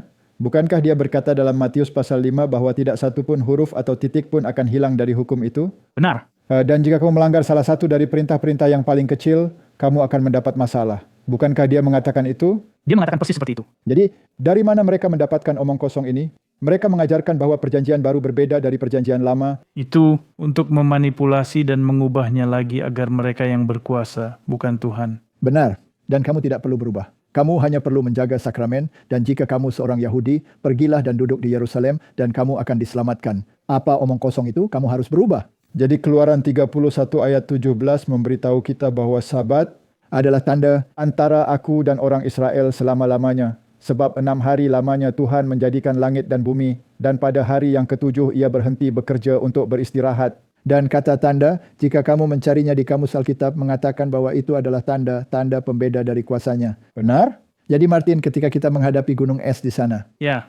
Gunung es itu bukan hanya Sabat. Tidak. Gunung es adalah seluruh posisi doktrinal yang telah diambil oleh dunia yang bertentangan dengan Allah, dengan kata lain Injil yang kekal. Tetapi tanda kesetiaan terhadap yang asli adalah dengan memelihara hari Sabat. Ya. Anda akan kesulitan jika Anda membuang yang satu itu. Ya. Karena jangkar Anda hilang. Ya. Anda tidak akan bisa bertahan. Jadi apakah kita bisa bertahan? Nah, yang pertama, kamu harus memiliki Injil yang sejati. Itulah mengapa malaikat pertama berkata bahwa Injil yang kekal harus diberitakan kembali, yang berdiri di atas 2 kaki. Yang merupakan keselamatan dalam Kristus dan ketaatan terhadap perintah-perintahnya. Karena jika kamu mengasihinya, kamu akan menaati perintah-perintahnya. Dan jika tidak, kamu adalah seorang pendusta. Dan itu sama rata. Ya, Tidak ada yang lebih kuat dari yang lain. Keadilan dan belas kasihan saling berciuman. Tempat rahmat yang melindungimu dari hukuman hukum setinggi kisi-kisi atau jaring altar persembahan bakaran. Kamu tidak bisa membuat keadilan Allah kurang dari rahmatnya. Dan sebaliknya, sebaliknya, keduanya saling terkait. Mereka adalah satu paket. Terima atau tinggalkan. Jadi apa yang dilakukan Tuhan? Dia berkata, baiklah Israel, aku akan membagi kamu menjadi dua kelompok. Satu kelompok tidak boleh berdiri di bukit itu. Kelompok lain berdiri di bukit ini. Biarkan aku memberitahumu apa yang akan terjadi. Jika kamu taat pada perintah-perintahku, maka hal berikut akan terjadi. Semua berkat ini akan datang kepada Anda. Dan jika kamu tidak taat pada perintah-perintahku, semua kutukan ini akan menimpa kamu. Jadi kita baru saja membaca tentang sangkakala, semua kutukan yang menimpa mereka. Dan aku memberi mereka waktu, 1260 tahun, waktu untuk bertobat. Dan apakah mereka akan melakukannya? Mereka tidak akan melakukannya. Dan hingga hari ini mereka melakukannya? tidak. Tidak. Dan Babel telah jatuh. Sekarang Roma runtuh sejak awal ketika menggantikan Yesus dengan imamat duniawi. Itu telah runtuh selama berabad-abad. Benar? Ya, Siapa yang jatuh untuk kedua kalinya? Protestantisme. Itulah mengapa Babel telah rubuh, karena dia telah kembali ke Roma. Beberapa di antaranya telah memperkenalkan misa dan Protestan berpikir, ya ini keren. Kita juga akan ikut serta dalam ekaristi ini. Dan mereka pergi dan mengunyah sepotong roti yang sama sekali tidak berarti. Dan apakah kamu pernah membaca buku 50 tahun di gereja Roma? Tidak sepenuhnya, tidak. Ini adalah buku yang indah di mana dia adalah seorang imam Katolik Roma dan dia terkejut ketika hosti jatuh ke dalam pot urin yang ada di bawah tempat tidur atau ketika tikus datang dan memakannya. Jadi inilah yang akan terjadi hingga akhirnya kamu menyadari bahwa ini semua hanyalah omong kosong. Dan para reformator bersedia mati daripada menerima doktrin transubstansiasi. Saya bisa mengerti mengapa, karena itu adalah heresi. Itu adalah penyembahan berhala. Baiklah, jadi tanda itu siapa yang kamu ikuti dan siapa yang kamu percayai. Apakah kamu percaya bahwa dia adalah penciptamu, penyuci dan penebusmu? Dan meteraimu tanda kepatuhanmu terhadap pernyataan-pernyataan tersebut. Adalah hari Sabat? Itu terserah kamu sebagai individu. Jadi dalam perintah Sabat yang disebut meterai Allah, seperti yang baru saja kita baca, kamu memiliki nama pencipta, Yahweh, kamu memiliki gelarnya, pencipta, dan kamu memiliki wilayahnya, langit dan bumi. Ya, Dan jika kamu berdoa, doa Bapa kami dikatakan, datanglah kerajaanmu, jadilah kehendakmu di bumi seperti di surga. Apakah kehendaknya sedang dilaksanakan di bumi saat ini? tidak. Apakah mereka akan berusaha untuk mewujudkan perdamaian milenium dan berusaha untuk menegakkan kehendak itu? Ya, Apakah itu kehendak mereka, kehendak Tuhan atau kehendak Paus? itu adalah kehendak Paus. Martin, Maaf. dunia begitu tertipu. Jadi dalam Keluaran 13 ayat 9, hal itu bagimu harus menjadi tanda pada tanganmu dan menjadi peringatan di dahimu, supaya hukum Tuhan ada di bibirmu. Jadi apa yang harus ada di dahimu dan di tanganmu? Hukum. Hukum. Apakah itu termasuk hari Sabat? Ya, Anda harus menghidupkannya. Saya kira itu stempel komputer. Identitas digital. Ya. CBC, CBDC, Perbankan Bisnis Pusat. Bukankah Stramer baru saja mengatakan bahwa dia akan memperkenalkannya pada akhir tahun ini? Ya. Dan jika Anda tidak menerimanya, Anda tidak bisa ikut serta dalam perekonomian dan lebih baik mati kelaparan. Jadi jika mereka membawa hal itu bertentangan dengan Tuhan dan kamu harus memelihara hari Minggu dan semua ini. Lalu mereka, Memiliki sarana untuk menegakkannya. Ya, itu apa yang saya. tetapi itu tidak menjadi tanda, tidak menjadi sarana untuk menegakkannya. Ya, karena kami telah jelas melihat bahwa tanda adalah untuk menunjukkan kepada siapa otoritas yang kamu ikuti. Jadi hukum Tuhan harus ada di dahi dan di tanganmu. Tapi mereka katakan bisa ada di dahi dan tanganmu. Mereka tidak peduli apakah kamu hanya menuruti atau apakah kamu berpikir mereka benar. Ya, Nah, jadi Gereja Katolik Roma mengatakan bahwa Minggu adalah tanda otoritas kami. Saya tahu ini berita lama, tetapi ini adalah gunung es yang kita hadapi. benar sekali. Gereja berada di atas Alkitab dan pemindahan perayaan Sabat ini merupakan bukti dari hal tersebut. Itulah yang dinyatakan oleh Gereja Katolik Roma. Dan Pastor Enright berkata, Alkitab berkata, ingatlah untuk memelihara hari Sabat yang kudus. Gereja Katolik berkata, tidak. dengan kuasa ilahiku. Itu adalah penistaan. Saya menghapuskan hari Sabat dan memerintahkan anda untuk menguduskan hari pertama minggu. Lalu dia berkata dengan sarkastis, seluruh dunia yang beradab tunduk pada ketaatan yang mulia terhadap perintah gereja Katolik yang suci. Saya menolak untuk melakukannya. Dan kemudian semoga akan ada sekelompok orang Ya, yang bersatu dan mengatakan dengan tegas bahwa ini tidak bisa diterima. duri dalam daging. Sekarang, jika duri mengganggu anda di daging anda, apa kecenderungan anda? Apa yang ingin anda lakukan dengan duri itu? Mencabutnya. Membuangnya, benar? Pastikan hal itu tidak masuk ke dalam daging anda lagi. Apakah kita menuju ke sana? Nah, bukankah kita sudah mendengar saat kita membahas hal itu bahwa Pilihan lebih baik di antara dua pilihan buruk. mayoritas akan mempertahankan ini, dan hal ini akan membuat yang lain merasa tidak nyaman. Baiklah. Jadi, Minggu adalah institusi Katolik dan klaimnya tentang pengamalan hanya dapat dipertahankan berdasarkan prinsip-prinsip Katolik dan kemudian mereka mengatakan dari awal hingga akhir kitab suci, tidak ada satu pun ayat yang membenarkan pemindahan tersebut. Dari hari ke-7 ke hari pertama. Jadi mereka tahu bahwa kitab suci tidak selaras dengan tradisi mereka. Saya memberi mereka waktu untuk bertobat, tetapi mereka Tidak akan. tidak akan melakukannya. jadi saya akan menempatkan mereka di tempat penderitaan. Mereka berpikir mereka akan menempatkan umat Allah di atas tempat penderitaan. Namun ketika kapal Injil menabrak gunung es, akan terjadi goncangan di kapal Injil. Namun akan ada yang sudah siap dengan sabuk pengaman mereka. Gunung es itu akan lebih buruk daripada bagi mereka yang tetap bertahan dan berpegang pada kapal. Benar. Jadi jika Protestan mengikuti Alkitab, mereka seharusnya beribadah kepada Allah pada hari Sabat. Dengan mempertahankan hari Minggu, mereka mengikuti hukum gereja Katolik. Maksud saya semua kutipan ini berasal dari gereja Katolik. Menarik bahwa mereka menyebutnya sebagai hari Sabat. Ya, tentu saja mereka berbohong. Ya, mereka mengubahnya. Ingat ada video yang beredar sekarang tentang paus baru yang mengatakan untuk mempertahankan hari Sabtu suci. Tapi itu hanya salah satu hari liturgi mereka. Itu penting. Bisakah Anda menjelaskan sedikit saja? Karena hal itu membuat banyak orang bingung. Tidak, mereka tidak boleh bingung karena gereja Katolik tidak pernah menyangkal bahwa Sabat adalah hari suci yang sebenarnya.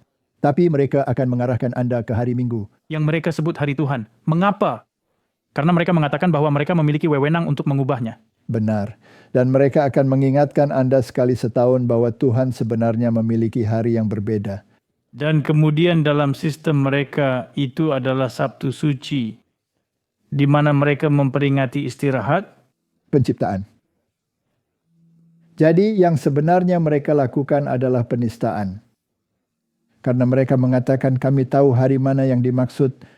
Ini dia. Biarkan saya jelaskan kepada Anda. Jangan khawatir. Jangan ada yang berhenti bekerja. Tolong, karena kami hanya mengingatkan Anda bahwa kami telah mengubahnya. Tapi kami akan memaksa Anda untuk berhenti bekerja pada hari Minggu. Itu bagus. Sebenarnya itu senyuman sinis. Itu adalah senyuman sinis. Itu adalah aib.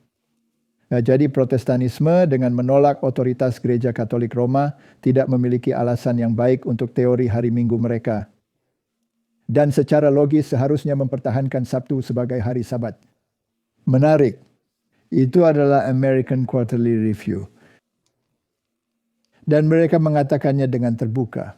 Sebagian besar umat Kristen menganggap bahwa Minggu adalah hari ibadah yang disetujui Alkitab. Namun gereja Katolik Roma menentang hal ini karena mereka memindahkan ibadah Kristen dari hari Sabat Alkitab, yaitu Sabtu. Mereka bahkan menuliskannya dalam kurung agar Anda tidak lupa untuk beribadah pada hari Minggu. Dan mencoba berargumen bahwa perubahan itu dilakukan dalam Alkitab adalah tidak jujur dan penolakan terhadap otoritas Katolik. Sekarang bukankah Protestan menggunakan Alkitab? Ya, mereka. Maksud saya, Douglas Wilson dan Lennox sudah memberitahu kita bahwa itu adalah pemindahan dalam Alkitab. Ya, dan mereka mengutip ayat secara sepenuhnya di luar konteks, kan? Sepenuhnya. Jadi jika Protestanisme ingin mendasarkan ajarannya pada Alkitab, mereka seharusnya beribadah pada hari Sabtu. Jadi Katekismus Katolik mengatakan hari apa yang merupakan hari Sabat. Sabtu adalah hari Sabat. Mengapa kita memelihara hari Minggu? Karena gereja Katolik memindahkannya ke hari Minggu. Dan dalam Laudato Si-nya, Paus mengatakan Minggu seperti Sabat Yahudi yang merupakan omong kosong mutlak karena Sabat sudah ada jauh sebelum ada orang Yahudi, itu sudah ada di Eden. Ini untuk umat manusia. Ya, hari ini dimaksudkan untuk menyembuhkan hubungan kita dengan Tuhan, dengan diri kita sendiri, dengan orang lain, dan dengan dunia. Hukum istirahat mingguan melarang bekerja pada hari ketujuh. Dan kemudian dia menjelaskan secara rinci mengapa hal itu terjadi. Dan kemudian dia berkata, kamu harus memelihara hari Minggu. Minggu, ya. Oke, jadi apakah dia mabuk dari anggurnya sendiri? Anggur Babel.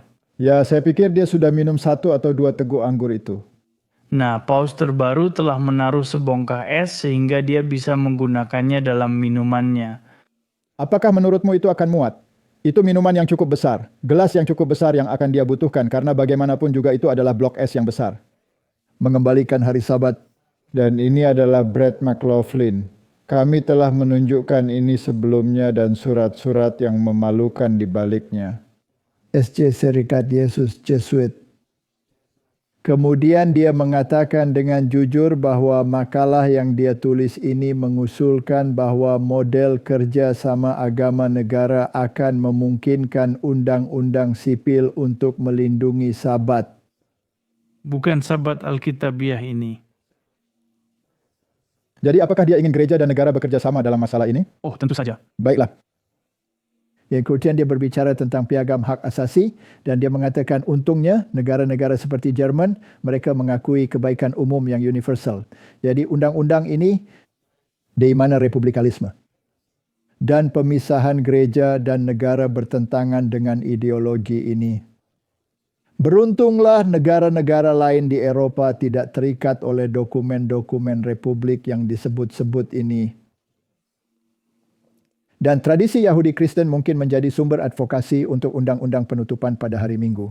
Anda lihat sekarang dia berbicara tentang hari Minggu. Ya, Namun istirahat mingguan dari aktivitas ekonomi bermanfaat bagi semua warga negara. Itulah kebaikan bersama. kebaikan bersama.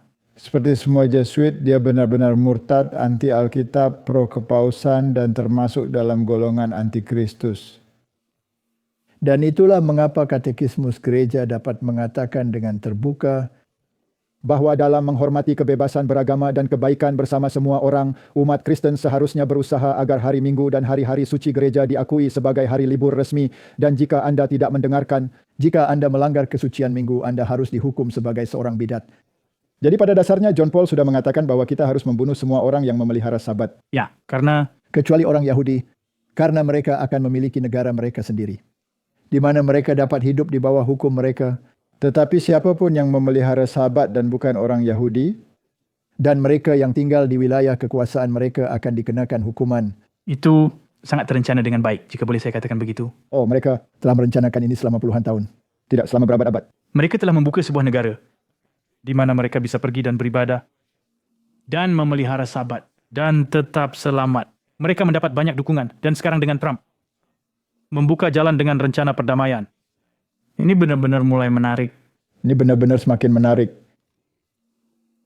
Ya, jadi Eusebius dalam pandangan sejarahnya tentang gereja menulis tentang Israel rohani yang melarikan diri ke Pela dan dia menyebut mereka sebagai keturunan rohani Abraham karena Alkitab berkata, jika kamu berada dalam Kristus, Maka kamu akan menjadi keturunan rohani Abraham dan ahli waris menurut janji. Jadi pernyataan tentang Israel rohani ini membuat seluruh dunia ya, harus patuh pada apa yang mereka katakan adalah Sabat Yahudi. Dan itu tidak benar. sekarang hal yang menarik tertulis di sini dalam kutipan ini, di mana mereka menemukan tempat berlindung yang aman dan dapat melayani Tuhan mereka serta memelihara Sabatnya. Kutipan ini sebenarnya berasal dari buku Sabbath to Sunday karya Bakioki yang mendapat persetujuan dari Jesuit yang memimpin universitas di Roma, Universitas Jesuit. Universitas Jesuit terkemuka di dunia. Dan dia adalah satu-satunya Protestan yang diizinkan untuk menulis tesis semacam ini. Karena secara Alkitabiah, dia menunjukkan dengan jelas bahwa hari Sabat telah diubah. Dan Roma tidak punya masalah dengan itu. Tidak, sebenarnya mereka menikmatinya. Ya, itulah yang kita lihat dari semua produk mereka sebelumnya. Jadi mereka memberikan persetujuan mereka. Hal yang disayangkan dalam bab-bab terakhir adalah dia merujuk pada hari Minggu sebagai hari Tuhan tanpa bukti Alkitab sama sekali. Itulah sebenarnya mengapa Gereja Katolik Roma mungkin memberikan persetujuan, karena jika itu tidak Ada di sana mereka tidak akan memberikannya. Ini sedikit problematis, namun demikian Jesuit menyetujui segala yang tertulis di dalamnya. Dan jika kita mengatakan hal yang sama, mereka juga akan menyetujuinya, seperti yang kita lihat. Tapi saya tidak akan menyetujui hal yang terakhir. Saya akan tetap berpegang pada hari Tuhan yang disebutkan dalam Alkitab. Benar sekali. Jadi apa yang sebenarnya dikatakan oleh Protestan tentang kitab suci? Nah, Presbyterian dalam dokumen-dokumen mereka menyatakan bahwa perubahan hari yang dirayakan dari hari terakhir minggu menjadi hari pertama, tidak ada catatan, tidak ada perintah yang mengizinkan perubahan ini. Jadi mereka menyadarinya. Demikian pula dengan Metodis. Soal hari Minggu, tidak ada ayat yang menyebutkan, yang memerintahkan orang Kristen untuk memelihara hari itu. Jadi pertanyaan saya, Martin, mengapa Protestan modern terus mengutip ayat saat Metodis mengatakan tidak ada ayat? Karena mereka memutarbalikan dan mengeluarkannya dari konteks. Baiklah, jadi tidak ada ayat yang memindahkan Sabat Yahudi ke hari pertama dalam seminggu. Anglicans, mereka mengatakan hal yang sama. Banyak orang berpikir bahwa minggu adalah hari Sabat, baik dalam perjanjian baru maupun gereja awal. Apakah ada yang menyarankan bahwa kita memiliki hak untuk memindahkan perayaan tersebut? Bukankah itu menarik? Hari Sabat adalah dan tetap Sabtu, bukan Minggu. Itulah dokumen Anglikan. Mereka Baptis. Dan ngomong-ngomong itu ada di manual Baptis. Tidak ada yang lebih baik dari itu. Ada dan masih ada perintah untuk memelihara hari Sabat. Tapi hari Sabat itu bukan hari Minggu. Tidak ada bukti Alkitabiah bahwa perubahan telah dilakukan. Benar? Tidak ada. Jadi ketika kita melihat ayat-ayat tersebut, Ya, yang itu. Yang dicoba digunakan oleh Protestan modern di bawah pengaruh ajaran Jesuit. Lalu mereka akan mengutip 8 ayat ini. Matius 28 ayat 1. Setelah hari Sabat lewat, menjelang menyingsingnya fajar pada hari pertama minggu itu, pergilah Maria Magdalena dan Maria yang lain menengok kubur itu. Apakah itu mengubah hari ibadah? Tidak, itu pernyataan historis. Okey. Mengapa mereka tidak datang pada hari Sabtu setelah hari penyaliban? Karena mereka beristirahat pada hari Sabat. Dan mereka mematuhi perintah-perintah tersebut Dengan hukum. sesuai hukum. Okey, jadi ini hanya pernyataan historis. Nah, saya pikir itu tidak ada secara sembarangan. Saya pikir itu ada dengan sengaja. Okey. Setelah lewat hari Sabat, kata Markus, dan dia sebenarnya memberitahu Anda bahwa Maria Magdalena dan Maria ibu Yakobus serta Salome membeli rempah-rempah untuk pergi ke kubur dan meminyaki Yesus. Jadi itu adalah hari kerja biasa bagi mereka. Benar? Hari Minggu. tapi mereka tidak melakukannya pada hari Sabat. Itu hanya fakta sejarah. Tidak ada perubahan ibadah. Sebenarnya itu adalah pengakuan terhadap Sabat. Sabat, Ya. Dan Markus juga mengatakan, dan pagi-pagi benar pada hari pertama minggu itu, setelah matahari terbit, pergilah mereka ke kubur. Ini pernyataan historis. Lukas berkata, tetapi pagi-pagi benar pada hari pertama minggu itu mereka pergi ke kubur membawa rempah-rempah yang telah disediakan mereka. Pernyataan historis. Sekarang ini menarik. Yohanes 20 ayat 1. Pada hari pertama minggu itu, pagi-pagi benar ketika hari masih gelap, pergilah Maria Magdalena ke kubur itu dan ia melihat bahwa batu telah diambil dari kubur. Jadi yang menarik di sini adalah saat masih gelap, karena Sabat berlangsung dari matahari terbenam hingga matahari terbenam.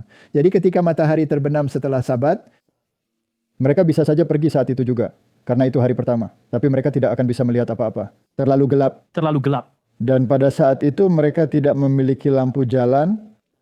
mereka juga tidak punya senter, hanya lentera. Ya, Tapi mereka datang saat masih gelap agar bisa langsung melakukan apa yang mereka inginkan saat sudah terang.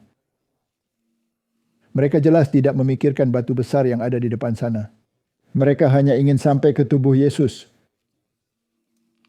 Sekarang mari kita lihat ayat-ayat ini. Kemudian pada hari yang sama, pada malam hari, karena Yesus telah berkata, "Jangan menahan aku belum pergi kepada Bapa-Ku." Jadi itu membantah argumen pencuri. Di sisi kanan Kristus yang berkata, "Ingatlah aku ketika engkau sampai ke kerajaanmu." Dan Yesus berkata, "Sesungguhnya aku berkata kepadamu hari ini, engkau akan bersamaku di kerajaanku." Atau sesungguhnya aku berkata kepadamu, hari ini engkau akan di kerajaanku. Itu menghancurkan argumen itu. Karena jelas dia belum pergi ke Bapa. ya. Jadi tidak ada langsung ke surga setelah kematian. Kemudian pada hari yang sama, pada malam hari, jadi Yesus telah bangkit. Dia berkata, jangan menahan aku belum pergi kepada Bapa, aku pergi dan akan kembali. Pergi dan persiapkan para murid. Jadi pada malam yang sama, yaitu minggu malam, pada hari pertama minggu ketika pintu-pintu terkunci, Ketika para murid berkumpul karena takut kepada orang-orang Yahudi. Jadi apakah mereka mengadakan ibadah untuk merayakan kebangkitan? Sama sekali tidak. Mereka bersembunyi. Okey, mereka tidak takut pada hari Sabat. Mengapa tidak? Karena mereka tahu bahwa orang Yahudi tidak akan melakukan apapun. mereka tidak akan menodai diri mereka sendiri. Mereka akan beristirahat. Tetapi mereka cukup takut pada hari pertama minggu. Dan mereka berkumpul untuk bersembunyi. Jadi ini bukan pertemuan gereja. Tentu saja tidak. Ini adalah perkumpulan yang dilakukan karena takut. Pada waktu itu datanglah Yesus dan berdiri di tengah-tengah mereka dan berkata, damai sejahtera bagi kamu.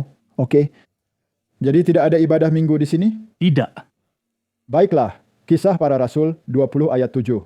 Pada hari pertama dalam minggu itu, ketika kami berkumpul untuk memecah-mecahkan roti, Paulus berbicara dengan saudara-saudara di situ karena ia bermaksud untuk berangkat pada keesokan harinya. Pembicaraan itu berlangsung sampai tengah malam. Oh, jadi mereka sedang mengadakan ibadah gereja yang baik di sana kan? Sekarang mari kita bahas dengan hati-hati. Ketika para murid berkumpul untuk memecah roti, ada ayat paralel yang mengatakan mereka berkumpul setiap hari untuk memecah roti. Ya, setiap hari mereka datang berkumpul. hal ini tidak membuat hari ini menjadi istimewa. Dan Paulus memberitakan firman kepada mereka siap untuk berangkat keesokan harinya. Oke. Jadi kapan mereka berkumpul? Setelah hari Sabat berakhir. Ya, setelah hari Sabat berakhir, mereka berkumpul untuk makan bersama. Baiklah. Dan Paulus tiba, Dan ia melanjutkan pidatonya hingga tengah malam. jadi Sabat berakhir Sabtu malam, Ya, saat matahari terbenam. dan ia berkhotbah hingga tengah malam.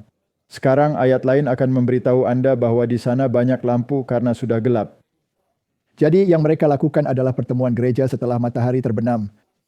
Tetapi kepausan tidak merayakan minggu dari matahari terbenam hingga matahari terbenam karena itu akan terlalu alkitabiah bahkan untuk hari lain. Jadi mereka mengubahnya dari tengah malam hingga tengah malam. Benar. Okey. Sekarang jika ini adalah hari suci yang menggantikan Sabat, maka pertanyaanku adalah apa yang akan dia lakukan? Mengapa dia berkhotbah hingga tengah malam pada hari pertama minggu? Dengan kata lain, setelah matahari terbenam, Sabat sampai tengah malam? Karena ia berkata kepada mereka, besok aku akan berangkat dalam perjalanan yang panjang. Jadi apa dia akan melanggar hari minggu mereka dengan melakukan perjalanan jauh? Ya, dia akan melanggarnya jika hari itu harus dijaga kesuciannya. Benar. Dan mereka beribadah sepanjang hari itu. Dan sekarang mereka berada dalam pertemuan hingga tengah malam. Dan Eutikus yang malang sedikit lelah dan jatuh dari jendela. Benar? Ya. Jadi semua drama ini terjadi pada malam hari. Sabtu malam. Ya, itu bukan ibadah minggu. Dan sekarang pengumpulan. 1 Korintus 16. Sekarang, mengenai pengumpulan dana untuk orang-orang kudus. Sebagaimana aku telah memerintahkan kepada jemaat-jemaat di Galatia, demikianlah hendaknya kamu lakukan pada hari pertama minggu. Biarlah setiap orang dari kamu menyisihkan sebagian dari penghasilannya. Sekarang beberapa terjemahan akan jelas bahwa ini bukan di lingkungan gereja, tetapi di rumah. Ya, Jadi setiap orang menyisihkan di rumah persembahan Anda. pada hari pertama. Pada hari pertama, sebagaimana Allah telah memberkati Anda. Tidak ada pengumpulan ketika saya datang. Saya tidak ingin kolekte gereja ketika saya datang. Jadi orang-orang ini mendapatkan gaji mereka secara mingguan. Mereka menerima gaji pada hari Jumat. Itu Adalah hari persiapan. tidak ada waktu untuk mengurus keuangan. Karena hari Sabat akan tiba. Ya, setelah kerja, segera bersiap-siap untuk memelihara hari Sabat. Benar. Dan ketika Sabat berakhir, Yang bisa jadi Sabtu malam setelah matahari terbenam. nah lalu Anda bisa berkata, berapa banyak dari gaji ini yang saya siapkan untuk Tuhan, simpanlah di rumah Anda. Ini bukan ibadah gereja, ini adalah distorsi total dari fakta. Sebenarnya mereka harus melakukannya di rumah dan menyimpannya di sana. Ya, Dan jangan berikan kepada siapapun. Dan ketika dia datang, mereka semua bisa membawa sumbangan mereka untuk gereja. Dan ayat lain yang mereka andalkan adalah Kolose 2. Kita hanya melakukannya untuk kelengkapan karena kita telah melakukannya berkali-kali. Kita Akan membahasnya. hanya untuk memasukkannya ke dalam paket. ini berbicara tentang tulisan tangan peraturan. Anda tidak bisa membaca Kolose 2 ayat 16 tanpa membaca Kolose 2 ayat 14. benar, atau tanpa membaca Efesus, di mana disebutkan tentang tulisan tangan peraturan yang sama, yaitu hukum Musa, yang tidak berada di dalam tabut, tetapi di samping tabut. Itu adalah hukum upacara. Dan klaimnya di sini bahwa tulisan tangan peraturan, hukum upacara telah dipaku di salib. Dan yang ditulis untuk melawan mereka. Ya, Ia telah melucuti pemerintah-pemerintah dan penguasa-penguasa dan menjadikan mereka tontonan umum. Dalam kemenangannya atas mereka disalib, karena dia telah menunaikan hukum upacara. Dia mengalahkan hukum itu. Dia menjadi perantara. Dia telah membayar harga untuk dosa. Karena itu janganlah kamu biarkan orang menghukum kamu mengenai makanan dan minuman atau mengenai hari raya, bulan baru ataupun hari Sabat, jamak. Sekarang beberapa terjemahan Katolik Roma moden akan menulis hari Sabat dengan huruf kapital dan bukan jamak seperti di sini hari-hari Sabat. Dan hari-hari Sabat ini berkaitan dengan makan dan minum. Jadi mereka adalah hukum-hukum upacara dan tidak ada hubungannya dengan Sabat hari ke-7 yang tidak ada hubungannya dengan makan atau minum. Jadi apa yang mereka maksudkan? Mereka adalah bayangan dari hal-hal yang akan datang. Ya, Bayangan dari apa? Kristus. Tubuh adalah tubuh Kristus. Jadi ia menunjuk ke depan kepada Kristus. Janganlah kamu biarkan kemenanganmu digagalkan. Dari upahmu dalam kerendahan hati sukarela dan penyembahan terhadap malaikat, serta berkanjang pada penglihatan-penglihatan dan tanpa alasan membesar-besarkan diri oleh pikirannya yang duniawi. Oleh karena itu, hukum upacara yang merujuk pada pengorbanan Kristus beserta Sabat upacaranya tidak lagi mengikat. Tidak ada hubungannya dengan Sabat? Tak ada hubungannya dengan Sabat mingguan. Tidak ada. Jadi ketika Wahyu memperingatkan kita dalam pekabaran malaikat ketiga bahwa kita harus menghindari binatang dan patungnya serta tanda binatang di dahi, binatang dan patung adalah sistem yang sama yang berkuasa di abad pertengahan di mana gereja dan negara bersatu. Dan hari ini kita melihat Amerika Protestan Mengatakan bahwa gereja dan negara harus bersatu. Dan kita harus memperkenalkan undang-undang moral, termasuk seperti yang kita bahas dengan Lennox dan Douglas Wilson, termasuk Sabat, Ya, hari Minggu mereka. Oleh karena itu, Anda harus menghindari patung ini.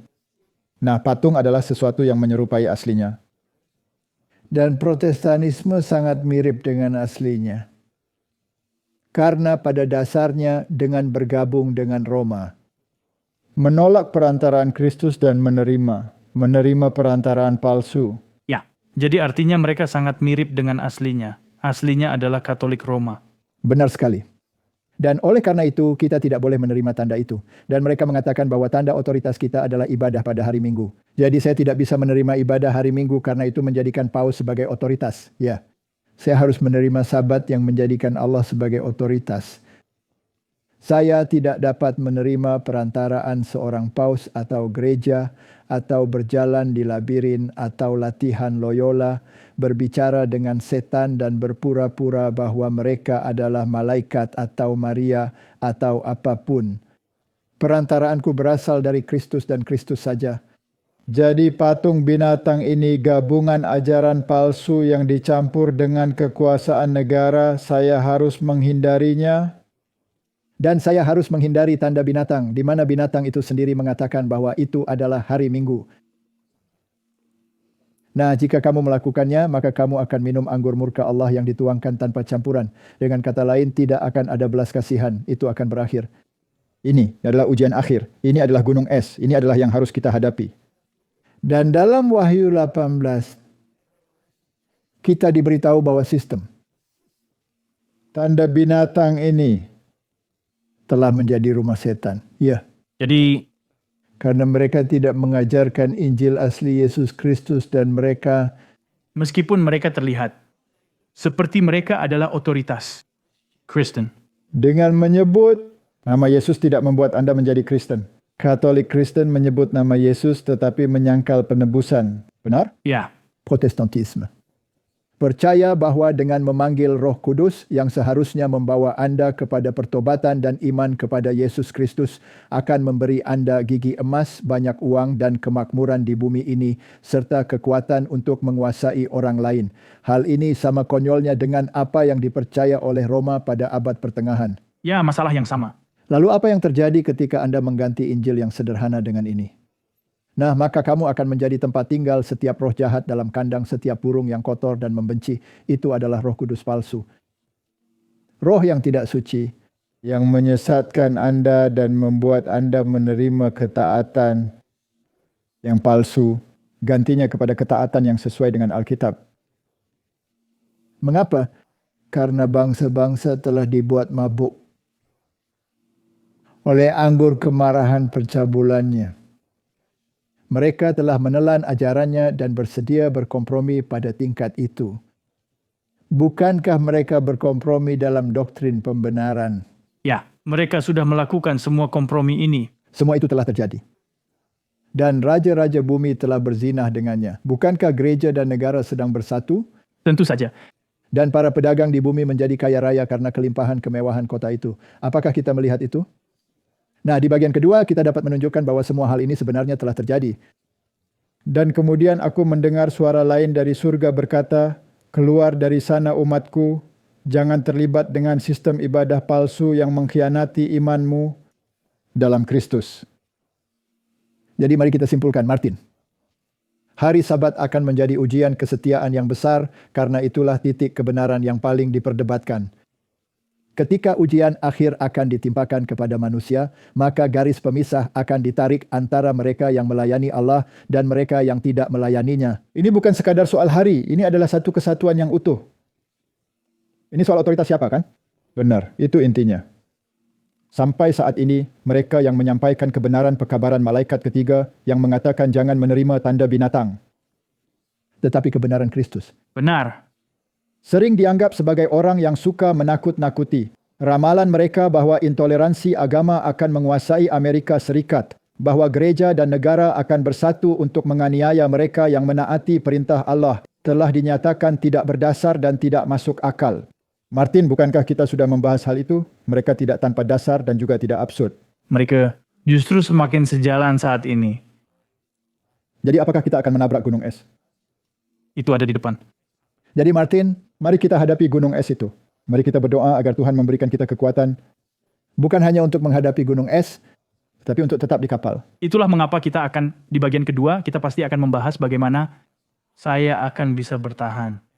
Ya, Ketika kita menabrak gunung es itu, mari kita tutup dengan doa. Bapa di surga, kami telah melakukan ringkasan singkat tentang sejarah dan tentang kemurtadan yang mengerikan yang telah menghilangkan Engkau dari rencana keselamatan dan menggantikannya dengan kekuasaan duniawi. Bapa di surga, berikanlah kami hikmat untuk fokus pada firman. Karena manusia tidak hidup oleh roti saja, tetapi oleh setiap firman yang keluar dari mulut Allah. Berikanlah kami kekuatan untuk mempercayainya. Menghidupkannya dan untuk menghadapi segala penolakan terhadapnya adalah doaku dalam nama Yesus. Amin. amin.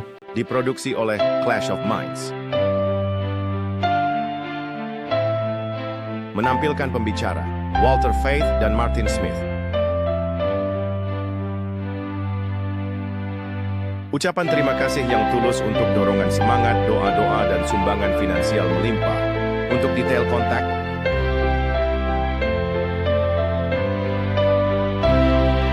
kami memuji Juru Selamat kami, Yesus Kristus, yang setia dan sejati untuk kasih karunia dan belas kasihan dan hak istimewa bekerja di kebun anggurnya, guna menjangkau jiwa-jiwa bagi kerajaannya yang segera tiba.